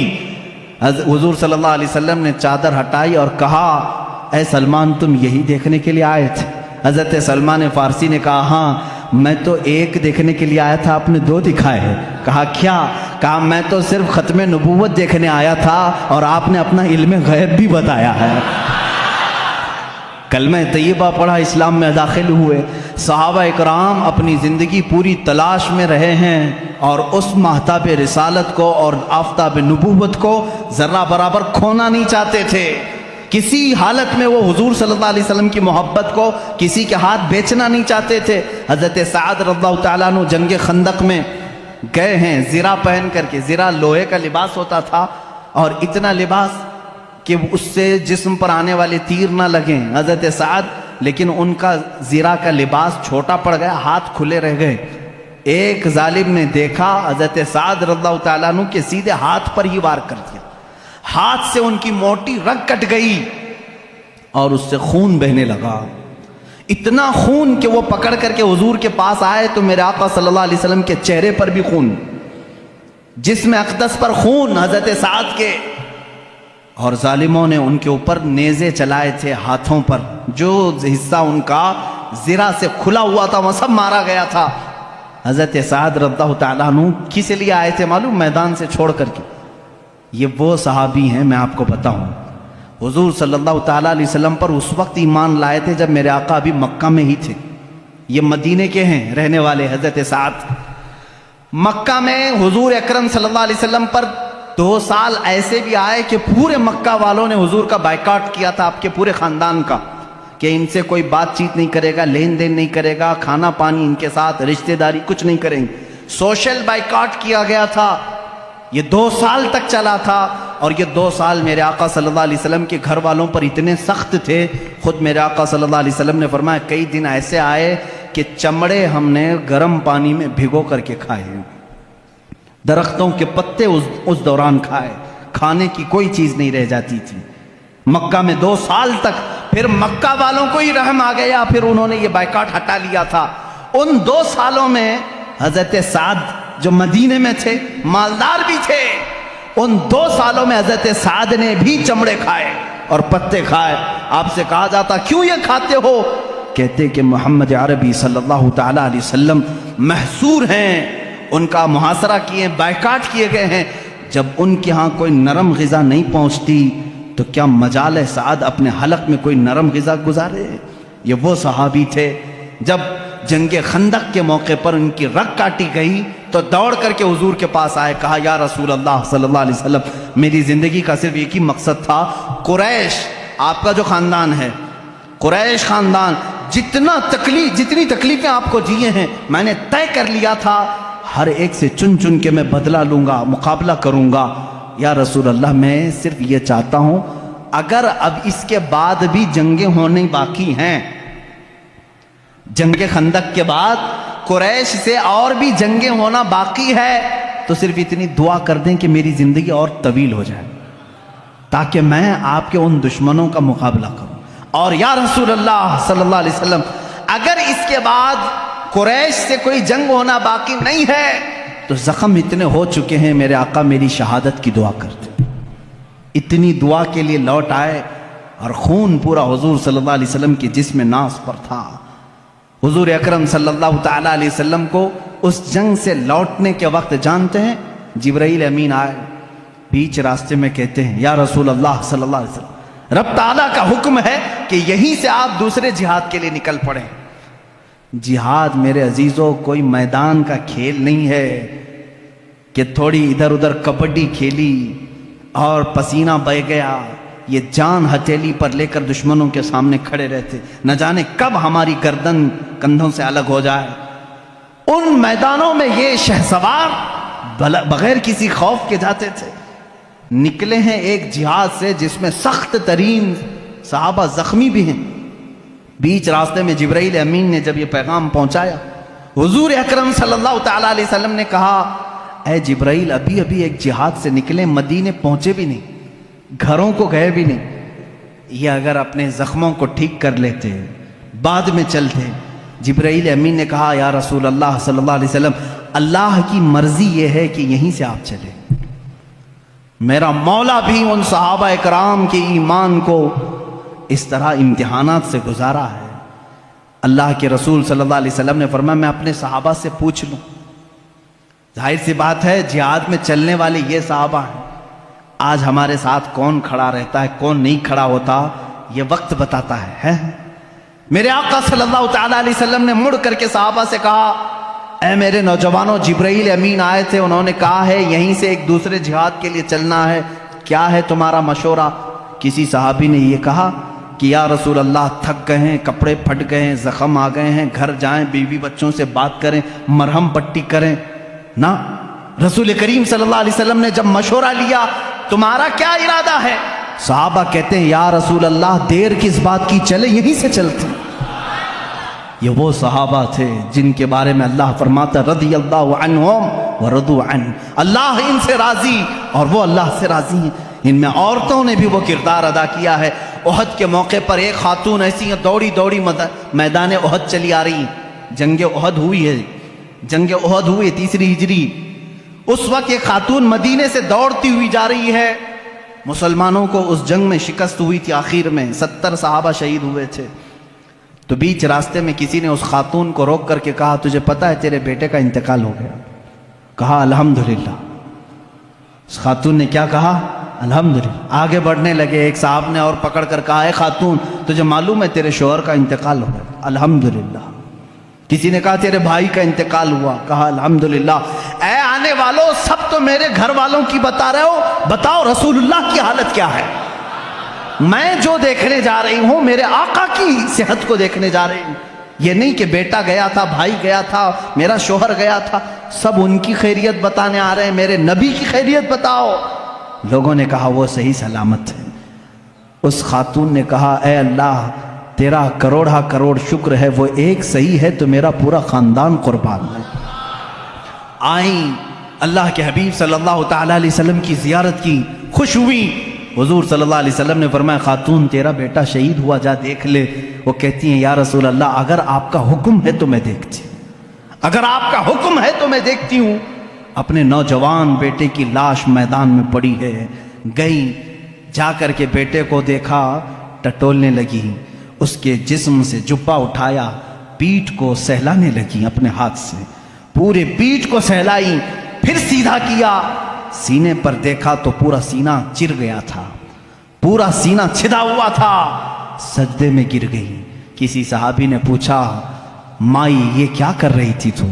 کہتی ہیں جب میرا بیٹا میرے آقا کے ساتھ نکل رہا تھا تو میں نے اسے وصیت کی تھی بیٹا جنگ کا ماحول ہے، سخت ہو سکتا ہے، لیکن یاد رکھنا اگر تو پیٹھ پھیر کر بھاگتا ہوا مارا گیا، میدان جہاد چھوڑ کر کے جاتا ہوا اگر مارا گیا، میں اپنا دودھ معاف نہیں کروں گی، میں اپنا دودھ معاف نہیں کروں گی. اس وقت تک تیرے قدم جمے رہنا چاہیے جب تک تیرے نبی پر کوئی آنچ نہ آئے، جب تک تیرے نبی کی حفاظت ہوتی رہے۔ میں نے یہ وصیت کی تھی، لیکن اللہ کا شکر ہے میں نے سب سے پہلے آ کر میرے بیٹے کی پیٹھ کو ہی دیکھا۔ اللہ کا شکر ہے میرے بیٹے کی پیٹھ پر ایک بھی تیر نہیں ہے، جتنا بھی یہ کھایا ہے سب سینے پر کھایا ہے۔ یہ وہ خواتین تھی جنہوں نے بچے پیدا کیے تھے رسول اللہ کے دین کے لیے۔ آج مائیں بچوں کے پاؤں کی بیڑیاں بن جاتی ہیں، روکتی کہاں جا رہا ہے بچہ؟ اگر تھوڑا سدھرنے کی بات بھی کرے، ارے چھوڑو مولانا لوگوں کی صحبت میں، کہاں کیا مولوی بننے جا رہا ہے؟ داڑھی چہرے پر تیرے کب سے آنے لگ گئی؟ کیا مولانا لوگوں کے ساتھ بہت زیادہ بیٹھ رہا ہے؟ یہ خواتین کا آج دور ہے۔ کیوں؟ یہ وہ مدینے کی خواتین نہیں ہیں، یہ تو 24 گھنٹوں میں سے 18 گھنٹے سیریل دیکھنے والی ہیں۔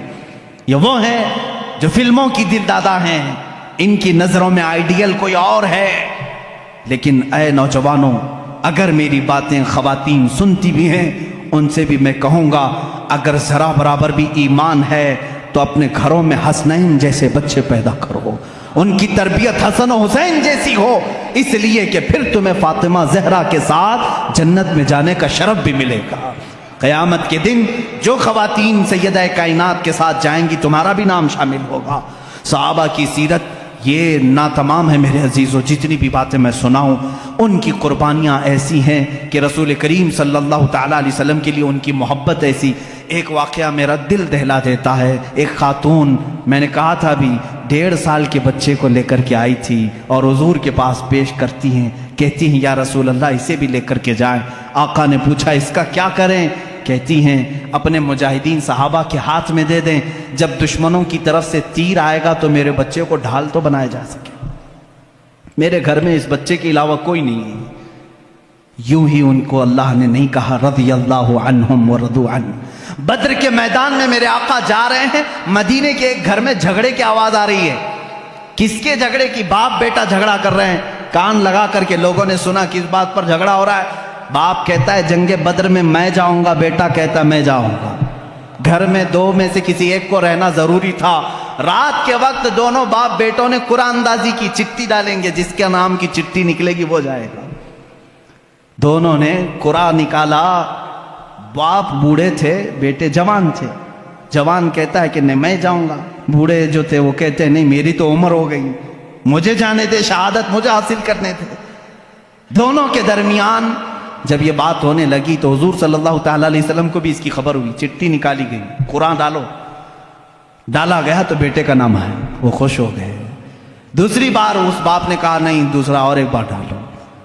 پھر ڈالا گیا، پھر بیٹے کا ہی نام نکلا۔ حضور سے پوچھا گیا چٹھی میں نام ایک بار، پھر تیسری بار ڈالا گیا تو باپ کا ہے۔ انہوں نے کہا اب تو مجھے جانا ہی ہے۔ حضور کے پاس فیصلہ آیا۔ حضور نے فرمایا آپ کی عمر زیادہ ہے، آپ گھر سنبھالو، بیٹے کو جانے دو۔ تھاڑے مار کر رونے لگے، تھاڑے مار کر رونے لگے اور اپنے گھر آئے۔ کہا اپنے بیٹے سے ہائے میرا بڑھاپا مجھے صحبت رسول سے چھین لیا، کاش میں بوڑھا نہ ہوتا تو آج شاید میں جاتا۔ وہ صحابہ تھے جنہوں نے جانثاریاں پیش کی ہیں۔ ناموس رسالت کی آج بات آتی ہے تو لوگ آئیں کائیں کرتے ہیں، اسی نبی کے نام کی آج بات آتی ہے تو لوگ بغلیں جھانکتے ہیں۔ آج یاد رکھو مسلمانوں، تمہاری اگر عزت باقی ہے تو اس نام رسول سے باقی ہے۔ اگر تم نے ناموس رسالت پر پہرا دینا چھوڑ دیا، دیکھ لینا تمہارے ساتھ وہ حشر ہوگا کہ تمہارے جسموں کے چھیٹڑے اچھالے جائیں گے، تمہارے گھروں کی ماں اور بہنوں کو بازار میں لا کر کے یہ بیچ دیں گے، اس لیے کہ اس امت کے ساتھ وہی حشر ہوگا جو اپنے نبی کی عزت کے لیے پہرا نہیں دے سکتی۔ یاد رکھنا، میں کہتا ہوں میرے ہر بچے کو یہ عہد کر لینا چاہیے میری جان بعد میں، عزت رسول پہلے مقام پر ہے، میرے نبی کی ذات پہلے مقام پر ہے۔ ایک صحابی ہے، ان کے ساتھ تو ایسا بھی ہوا کہ ان کی ماں کوستی تھی ان کو، وہ ایمان نہیں لائی تھی، وہ صحابی ایمان لائے تھے۔ وہ کہتی تھی بیٹھ کر کے مکہ میں بیٹھ کر کہتی تھی جب تک وہ میرے پاس واپس نہیں آئے گا میں سر پہ کنگھی نہیں کروں گی، گھر میں اندر نہیں جاؤں گی، دھوپ پہ بیٹھی رہتی تھی۔ وہ ماں کو چاہتے بھی تھے، دل بھر آیا کیا کروں ماں کو دیکھوں کہ اس طرف رسول پاک کو۔ اخیر میں مکہ سے ابو جہل اور کئی لوگ آئے، آ کر کے کہا سمجھایا تیری ماں مر جائے گی، دھوپ میں بیٹھی ہے، کنگھی نہیں کروں گی، ایسی قسمیں کھائی۔ اس صحابی نے کہا میں ماں کو بہت چاہتا ہوں، بہت عزت دیتا ہوں، لیکن جاؤ اس سے کہہ دو اپنے سر میں کنگھی بھی کرے اور چھاؤں میں بیٹھ جائے، اس لیے کہ اس کی قسم ٹوٹ جائے گی مگر مجھ سے دامن رسول نہیں ٹوٹے گا، نہیں چھوٹے گا۔ یہ وہ صحابہ ہیں جو حضور صلی اللہ تعالیٰ علیہ وسلم کے لیے کوئی بھی چیز چھوڑ سکتے تھے، ہر چیز، اپنے بچے، اپنا مال، اپنی اولاد، اپنا گھر، اتنے سارے واقعات میں تمہارے سامنے رکھا کس لیے؟ آج جب دین کی ضرورت آئے گی ایک میرا جملہ سن کر کے جائیں۔ جب کبھی شریعت نے کیا حکم دیا؟ شریعت نے حکم یہ دیا ہے کہ جب تم پر کوئی آفت آئے، تمہاری جان پر، جیسے بیماری آ گئی، بہت بڑی بیماری آ گئی، تو کیا کرتے ہیں ہمارے بزرگان دین؟ صدقہ دے دو، ہیں؟ صدقہ دے کر اپنی جان بچاؤ۔ بکرا صدقہ دیا، مرغا صدقہ دیا، مال صدقہ دیا، گیہوں خیرات کیا، کچھ بھی صدقہ دو، کیونکہ صدقہ آئی ہوئی بلاؤں کو ٹالتا ہے، یہ حدیث پاک میں۔ اب میری بات سنو، جب تمہاری جان پر کوئی آفت آئے تو صدقہ دے کر کے جان بچا لو، اور جب دین پر کوئی آفت آئے اپنی جان دے کر کے دین کی حفاظت کرو۔ ایمان اور دین کے لیے اب کیا چیز دینا ہوگا؟ جان دے کر کے اپنا دین بچاؤ۔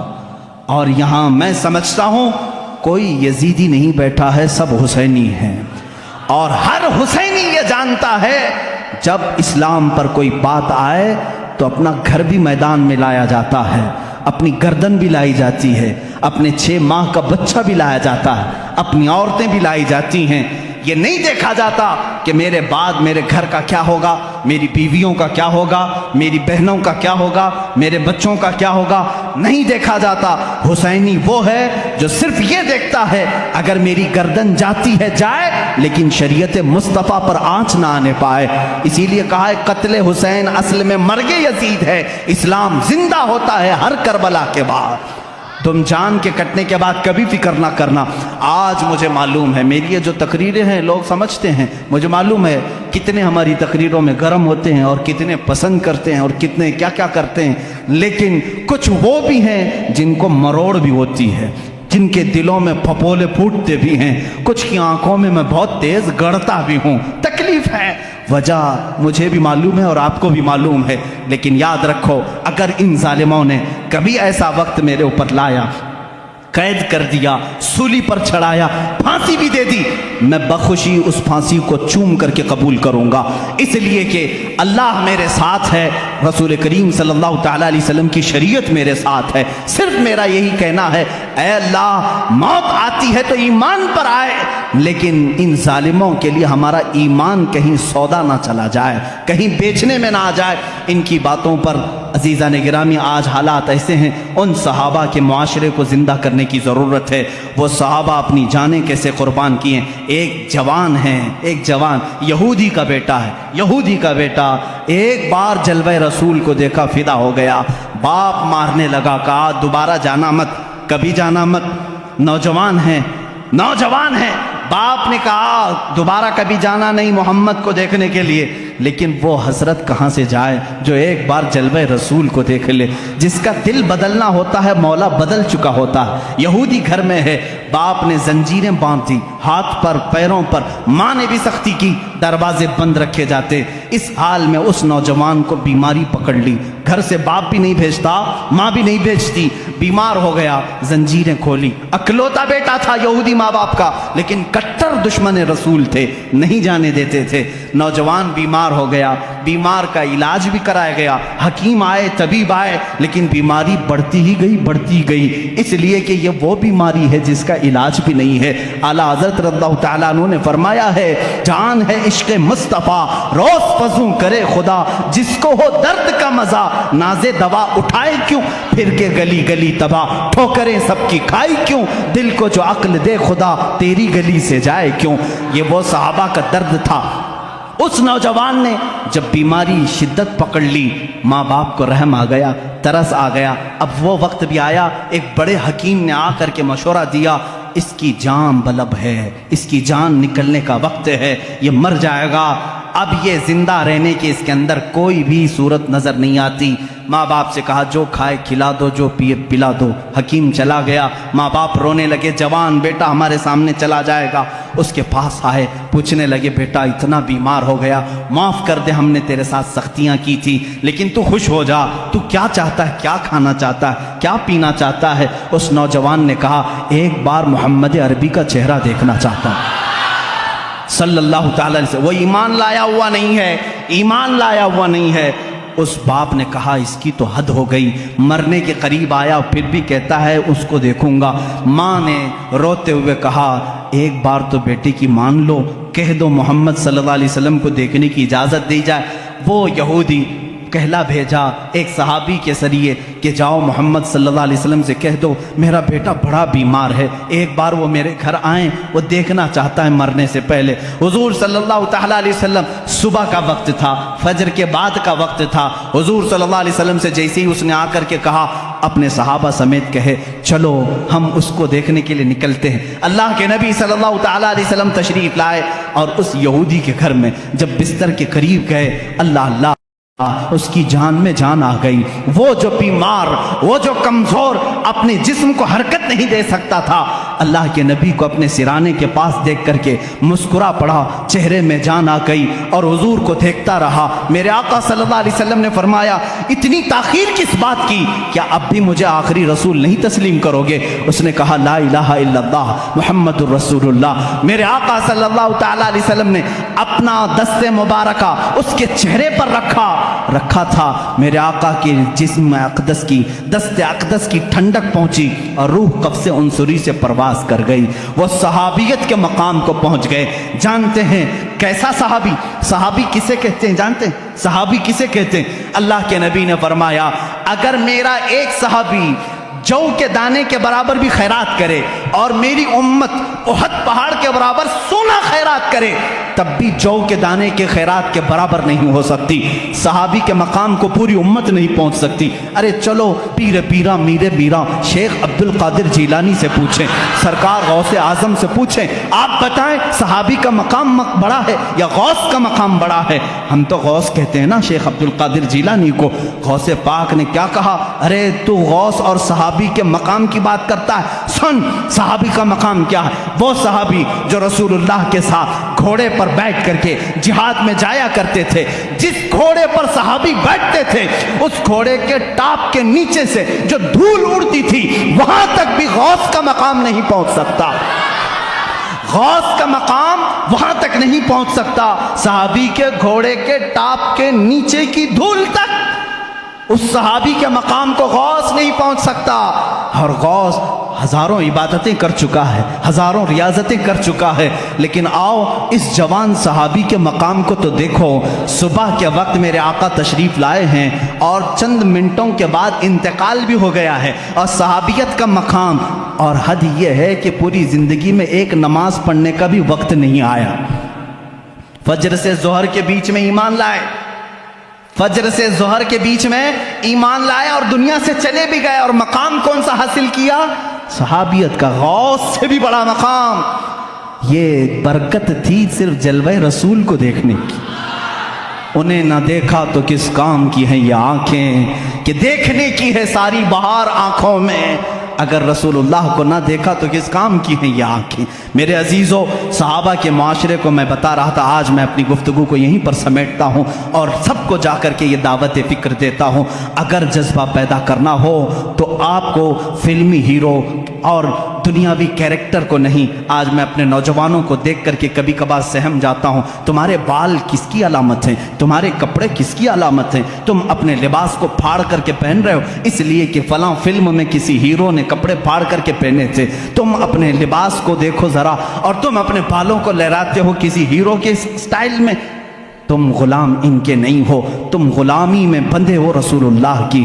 تم کبھی یہ جا کر کے کیوں نہیں پوچھتے میرے آقا صلی اللہ علیہ وسلم کا لباس کیا تھا؟ چلو وہ اگر لباس نہ ملے تو کم سے کم یہ تو پوچھتے میرے نبی کو کون سی شکل پسند تھی، کون سی غذا پسند تھی۔ یہ وہ صحابہ تھے جو حضور کے ہر غذا کو چن چن کر کے پسند کر کے کھایا کرتے تھے۔ حضرت عثمان رضی اللہ تعالیٰ عنہ، حضرت ابو بکر، یہ وہ صحابہ ہیں۔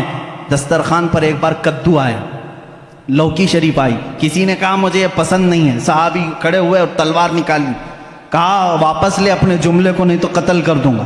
कहा क्यों? कद्दू ना खाएंगे तो कत्ल करेंगे। कहा ना खाना ना खा, लेकिन ये ना कह के पसंद नहीं, इसलिए कि ये कद्दू मेरे नबी को पसंद है, मैं बर्दाश्त नहीं कर सकता इस चीज को। वो सहाबा का ईमान था। सिद्दीक़ अकबर के बेटे कहते हैं मैं काफिरों की तरफ से आया था जंग बदर में, आप हुजूर की तरफ से आए थे, बाद में वो ईमान लाए। वो बेटे कहते हैं आप 3 बार मेरी तलवार के नीचे आ गए थे लेकिन मैं मारा नहीं, आप बाप थे। सिद्दीक़ अकबर कहते हैं कसम खुदा की अगर तू एक बार भी आता तो मैं काट देता, इसलिए कि तू आया था दुश्मनाने रसूल के साथ। ये सहाबा का ईमान था। हजरत उमर रज़ियल्लाहु ताला अन्हु रास्ते से जा रहे हैं, एक बार दरख्त के नीचे से अपना अमामा उसमें लटकाने लगे, उछल उछल के घोड़े पर बैठे थे। लोगों ने कहा ये क्या माजरा है, अमामा लटका रहे हैं उस पर। हजरत उमर कहते हैं एक बार मैं नबी के साथ यहाँ से जा रहा था, ये दरख्त की टहनी थोड़ी नीचे लटक रही थी, मेरे आका का अमामा उसमें उलझ गया था, हुजूर का अमामा खुल गया, मेरे आका ने फिर से उसको बांधा और चले गए। आज मैं यहाँ से गुजर रहा था, टहनी ऊपर है, लेकिन मैं चाहता था कि नबी की अदा पर अमल कर लूँ, हुजूर की एक अदा भी छूटने ना पाए। इमाम अहमद बिन हम्बल ने कहते हैं मुझे तरबूज बहुत पसंद था, कलंगड़ बहुत पसंद था, और मैंने सुना है कि हुजूर ने भी खाया है, मेरे आका सल्लल्लाहु अलैहि वसल्लम ने भी तनाउल फरमाया, लेकिन जिंदगी भर खाली देखते थे और खाए नहीं। पूछा लोगों ने क्यों नहीं खाते, आपको मालूम है, आपको भी अच्छा लगता है, हुजूर ने भी खाया है। कहते मैं इंतजार में हूँ, हदीस ढूंढ रहा हूँ, अभी तक हदीस नहीं मिली हुजूर ने इसके कितने टुकड़े करके खाए थे। ये उनका ईमान था। मेरे अजीजों, हुजूर सल्लल्लाहु ताला अलैहि वसल्लम की एक अदा भी उनसे छूटने ना पाती थी। आज हमारी जिंदगी भी देख लो, हमारे अपने जिस्म, क्या कोई हमसे ये कहेगा ये तर्जुमान रसूल है, ये मोहम्मद अरबी सल्लल्लाहु अलैहि वसल्लम का गुलाम है? तुम्हारी जात में वो चीजें कहाँ चली गई? आज दुनिया फिर तुमसे देख रही है, पूरी दुनिया को आज फिर से साबित करके बताओ, जो जान मांगो तो जान दे दें, जो माल मांगो तो माल दे दें, मगर ये हमसे कभी ना होगा नबी का जाहो जलाल देते। हम अपने नबी की अमानतों के सफीर हैं, हम अमीन हैं अपने नबी के अखलाक के। अपने बच्चों को सिखाओ, कहानियाँ वो नहीं, मेरे नबी की मोहब्बत की कहानियाँ सुनाओ। रसूलुल्लाह से सहाबा जो टूट करके चाहते थे, मोहब्बत करते थे, वो वाक़या सुनाओ, फिर देखना तुम्हारा बेटा कभी बुज़दिल नहीं पैदा होगा, कभी बुज़दिल नहीं होगा। आज हमारे मुआशरों से शेर गायब हो गए, सिर्फ नामों के शेर रह गए, इसलिए कि तरबियत इनकी सहाबा के घरों की तरह नहीं होती। वो बद्र के मैदान के वो 2 शहजादे कहाँ हैं? मुआज और मुअव्विज 13 साल की उम्र के हैं, 13 साल की उम्र के हैं। और क्या किया इन्होंने? 2 छोटे नौजवानों ने, औरों ने अगर जहल को मारा, इन बच्चों ने अबू जहल को मारा, अबू जहल को मारा। उसमें से एक शहजादे हैं मुआज, इन्होंने कत्ल किया था अबू जहल को, तारीख में रकम होगा। एक किसान सहाबी के बेटे थे ये 2, 13 साल की उम्र के, दोनों भाई हैं, दोनों ने गिरा करके मारा सरदार कुरैश को। अबू जहल के आखिरी अल्फाज क्या थे मालूम है? वो कहता है मुझे गम है इस बात का कि मुझ जैसा सरदार एक किसान के बच्चों से मारा जा रहा है, मुझे मौत का डर नहीं। लेकिन उस सहाबी के दर्जे को देखो, जज्बे को देखो। हजरत मुआज, उनके कंधे पर एक काफिर ने तलवार मार दी, कंधा लटक करके चमड़ी से लटक गया, मोंढा कट गया, बगल की चमड़ी से लटक गया, लेकिन उस शहजादे का जोश ठंडा नहीं। दूसरे हाथ में तलवार ली, हाथ लटक लटक के सामने आता था, बाएं हाथ से मैदान में आते थे। 13 साल का बच्चा होता क्या है? 13 साल की उम्र का बच्चा बाएं हाथ में तलवार लेकर के आ रहा है। सहाबा कहते हैं एक मंजर हमने ये भी देखा कि उस 13 साल बच्चे ने बीच मैदान में अपना ये हाथ अपने पैर के नीचे दबा के खींच के निकाल दिया, जो चमड़ी से लटक रहा था, और पुकार करके कहा मुझे उस हाथ की जरूरत नहीं जो अल्लाह की रजा में खलल अंदाजी कर रहा हो। बार बार लटक करके बाहर आता है। कभी तुमने ये सोचा कि मुझसे और मेरे रब से कौन सी चीजें हैं जो मुझे रोक करके रखी हैं? कौन सी वो चीजें हैं जो खलल अंदाजी कर रही हैं मुझे रब की इबादत करने से? ये इंटरनेट है, ये गाने बजाने हैं, क्या तुम्हें रोक नहीं रखे मस्जिदों से? वो बच्चे ने हाथ तोड़ के निकाल दिया, लटक रहा है, मुझे अल्लाह की रजा हासिल करने में खलल पैदा कर रहा है। तुमने अपने कानों से गाने तक नहीं निकाले आज तक। आज मैं समझता हूं इस महफिल में अहद करके जाओ, या रसूल अल्लाह میں ٹوٹ کر کے آپ سے محبت کرتا ہوں۔ میں اس جماعت میں ہونا چاہتا ہوں قیامت کے دن جس جماعت کو میرا مولا یہ کہے یہ وہ امت کے غیور نوجوان ہیں جنہوں نے اپنے کانوں کو دنیا کے گانوں سے بچایا تھا، دنیا کے نغموں سے بچایا تھا۔ اے نوجوانوں، غلیظ گانے سننا چھوڑ دو، غلیظ باتیں سننا چھوڑ دو، غلیظ معاشرے میں بیٹھنا چھوڑ دو، زبان کو پاک کرو۔ کیا ہوگا اس کا اجر؟ قیامت کے دن ان کو مولا فرمائے گا یہ سب کو لاؤ، یہ صرف نعت رسول سنتے تھے، قرآن سنتے تھے، ان کو لاؤ، یہ گانے نہیں سنتے تھے۔ اللہ فرمائے گا اپنے نبی داؤد علیہ السلام کو کہا کہ ان کو سناؤ آپ اپنی زبان سے، ان کی زبان سے جو سنیں گے 100 سال تک سنیں گے۔ اللہ پوچھے گا اے بندو کیا خوش ہو گئے؟ وہ کہیں گے مولا اور سننا چاہتے ہیں۔ محشر کے دن پھر اللہ رب العزت جنت میں ان کو داخل کرنے کے بعد حوران جنت سے کہتا ہے اب تم اپنی آواز سے ان کو نغمے سناؤ۔ یہ اپنے کانوں کو گانوں سے بچاتے تھے، 100 سال تک حوریں سناتی رہیں گی۔ بعد میں مولا پوچھے گا اے بندے سیراب ہو گئے، خوش ہو گئے؟ اپنے کانوں کو تم نے دنیا میں بچایا تھا، آج میری جنت کی حوروں نے تمہیں نغمے سنائے ہیں، خوش ہو گئے؟ وہ بندے کہیں گے کاش ہم بھی ان بندوں میں ہوں۔ مولا سے کہیں گے مولا اور بھی سنایا جاتا تو اچھا ہوتا۔ اب رب فرماتا ہے داؤد علیہ السلام سے 100 سال سنایا گیا، حوران جنت سے 100 سال سنایا گیا۔ اے فرشتوں حجابات ہٹاؤ، میں سناتا ہوں، یہ بندے سنیں گے۔ رب تبارک و تعالیٰ خود اپنی حمد سنائے گا اور یہ بندے سنیں گے، وہ لوگ سنیں گے جو عشق رسول کے نغمے آج کانوں سے دنیا میں سنتے تھے۔ غیور نوجوانوں، تمہارے لیے یہ دنیا کی خرافات نہیں بنی ہیں، تمہارے لیے شراب نہیں بنی، تمہارے لیے زنا کے اڈے نہیں، تمہارے لیے جوے کے پتے نہیں، تمہارے لیے لڑکیوں کے حسن و جمال کے دھوکے نہیں، بلکہ میں سمجھتا ہوں وہ حسن کیا تمہیں بہکا سکے گا دنیا کا جس کی آنکھوں میں جمال مصطفیٰ بسا ہو۔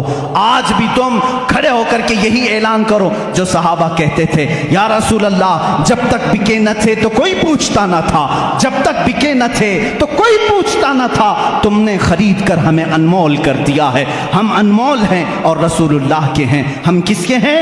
اللہ کے رسول کے ہیں، اور ساری دنیا اللہ کے رسول کے لیے بنائی گئی ہے، ساری چیزیں میرے آقا کے لیے بنائی گئی ہے، تو ہم کس کے لیے ہیں؟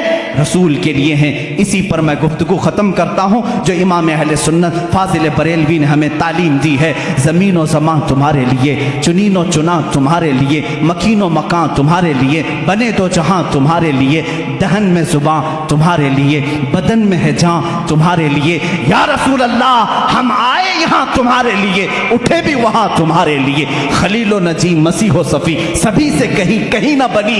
یا رسول اللہ یہ بے خبری کی خلق پھری کہاں سے کہاں تمہارے لیے، اشارے سے چاند چیر دیا، چھپے ہوئے خور کو پھیر دیا، گئے ہوئے دن کو عصر کیا، یہ تاب و تواں تمہارے لیے۔ اخیر میں امام اہل سنت یہ پیغام دیتے ہیں صبا وہ چلے کہ باغ پھلے، وہ پھول کھلے کہ دن ہوں بھلے، لوا کے تلے جھنڈا ہوگا میرے آقا کے ہاتھوں میں، لوا کے تلے ثنا میں کھلے ہم سب کی زباں یا رسول اللہ تمہارے لیے۔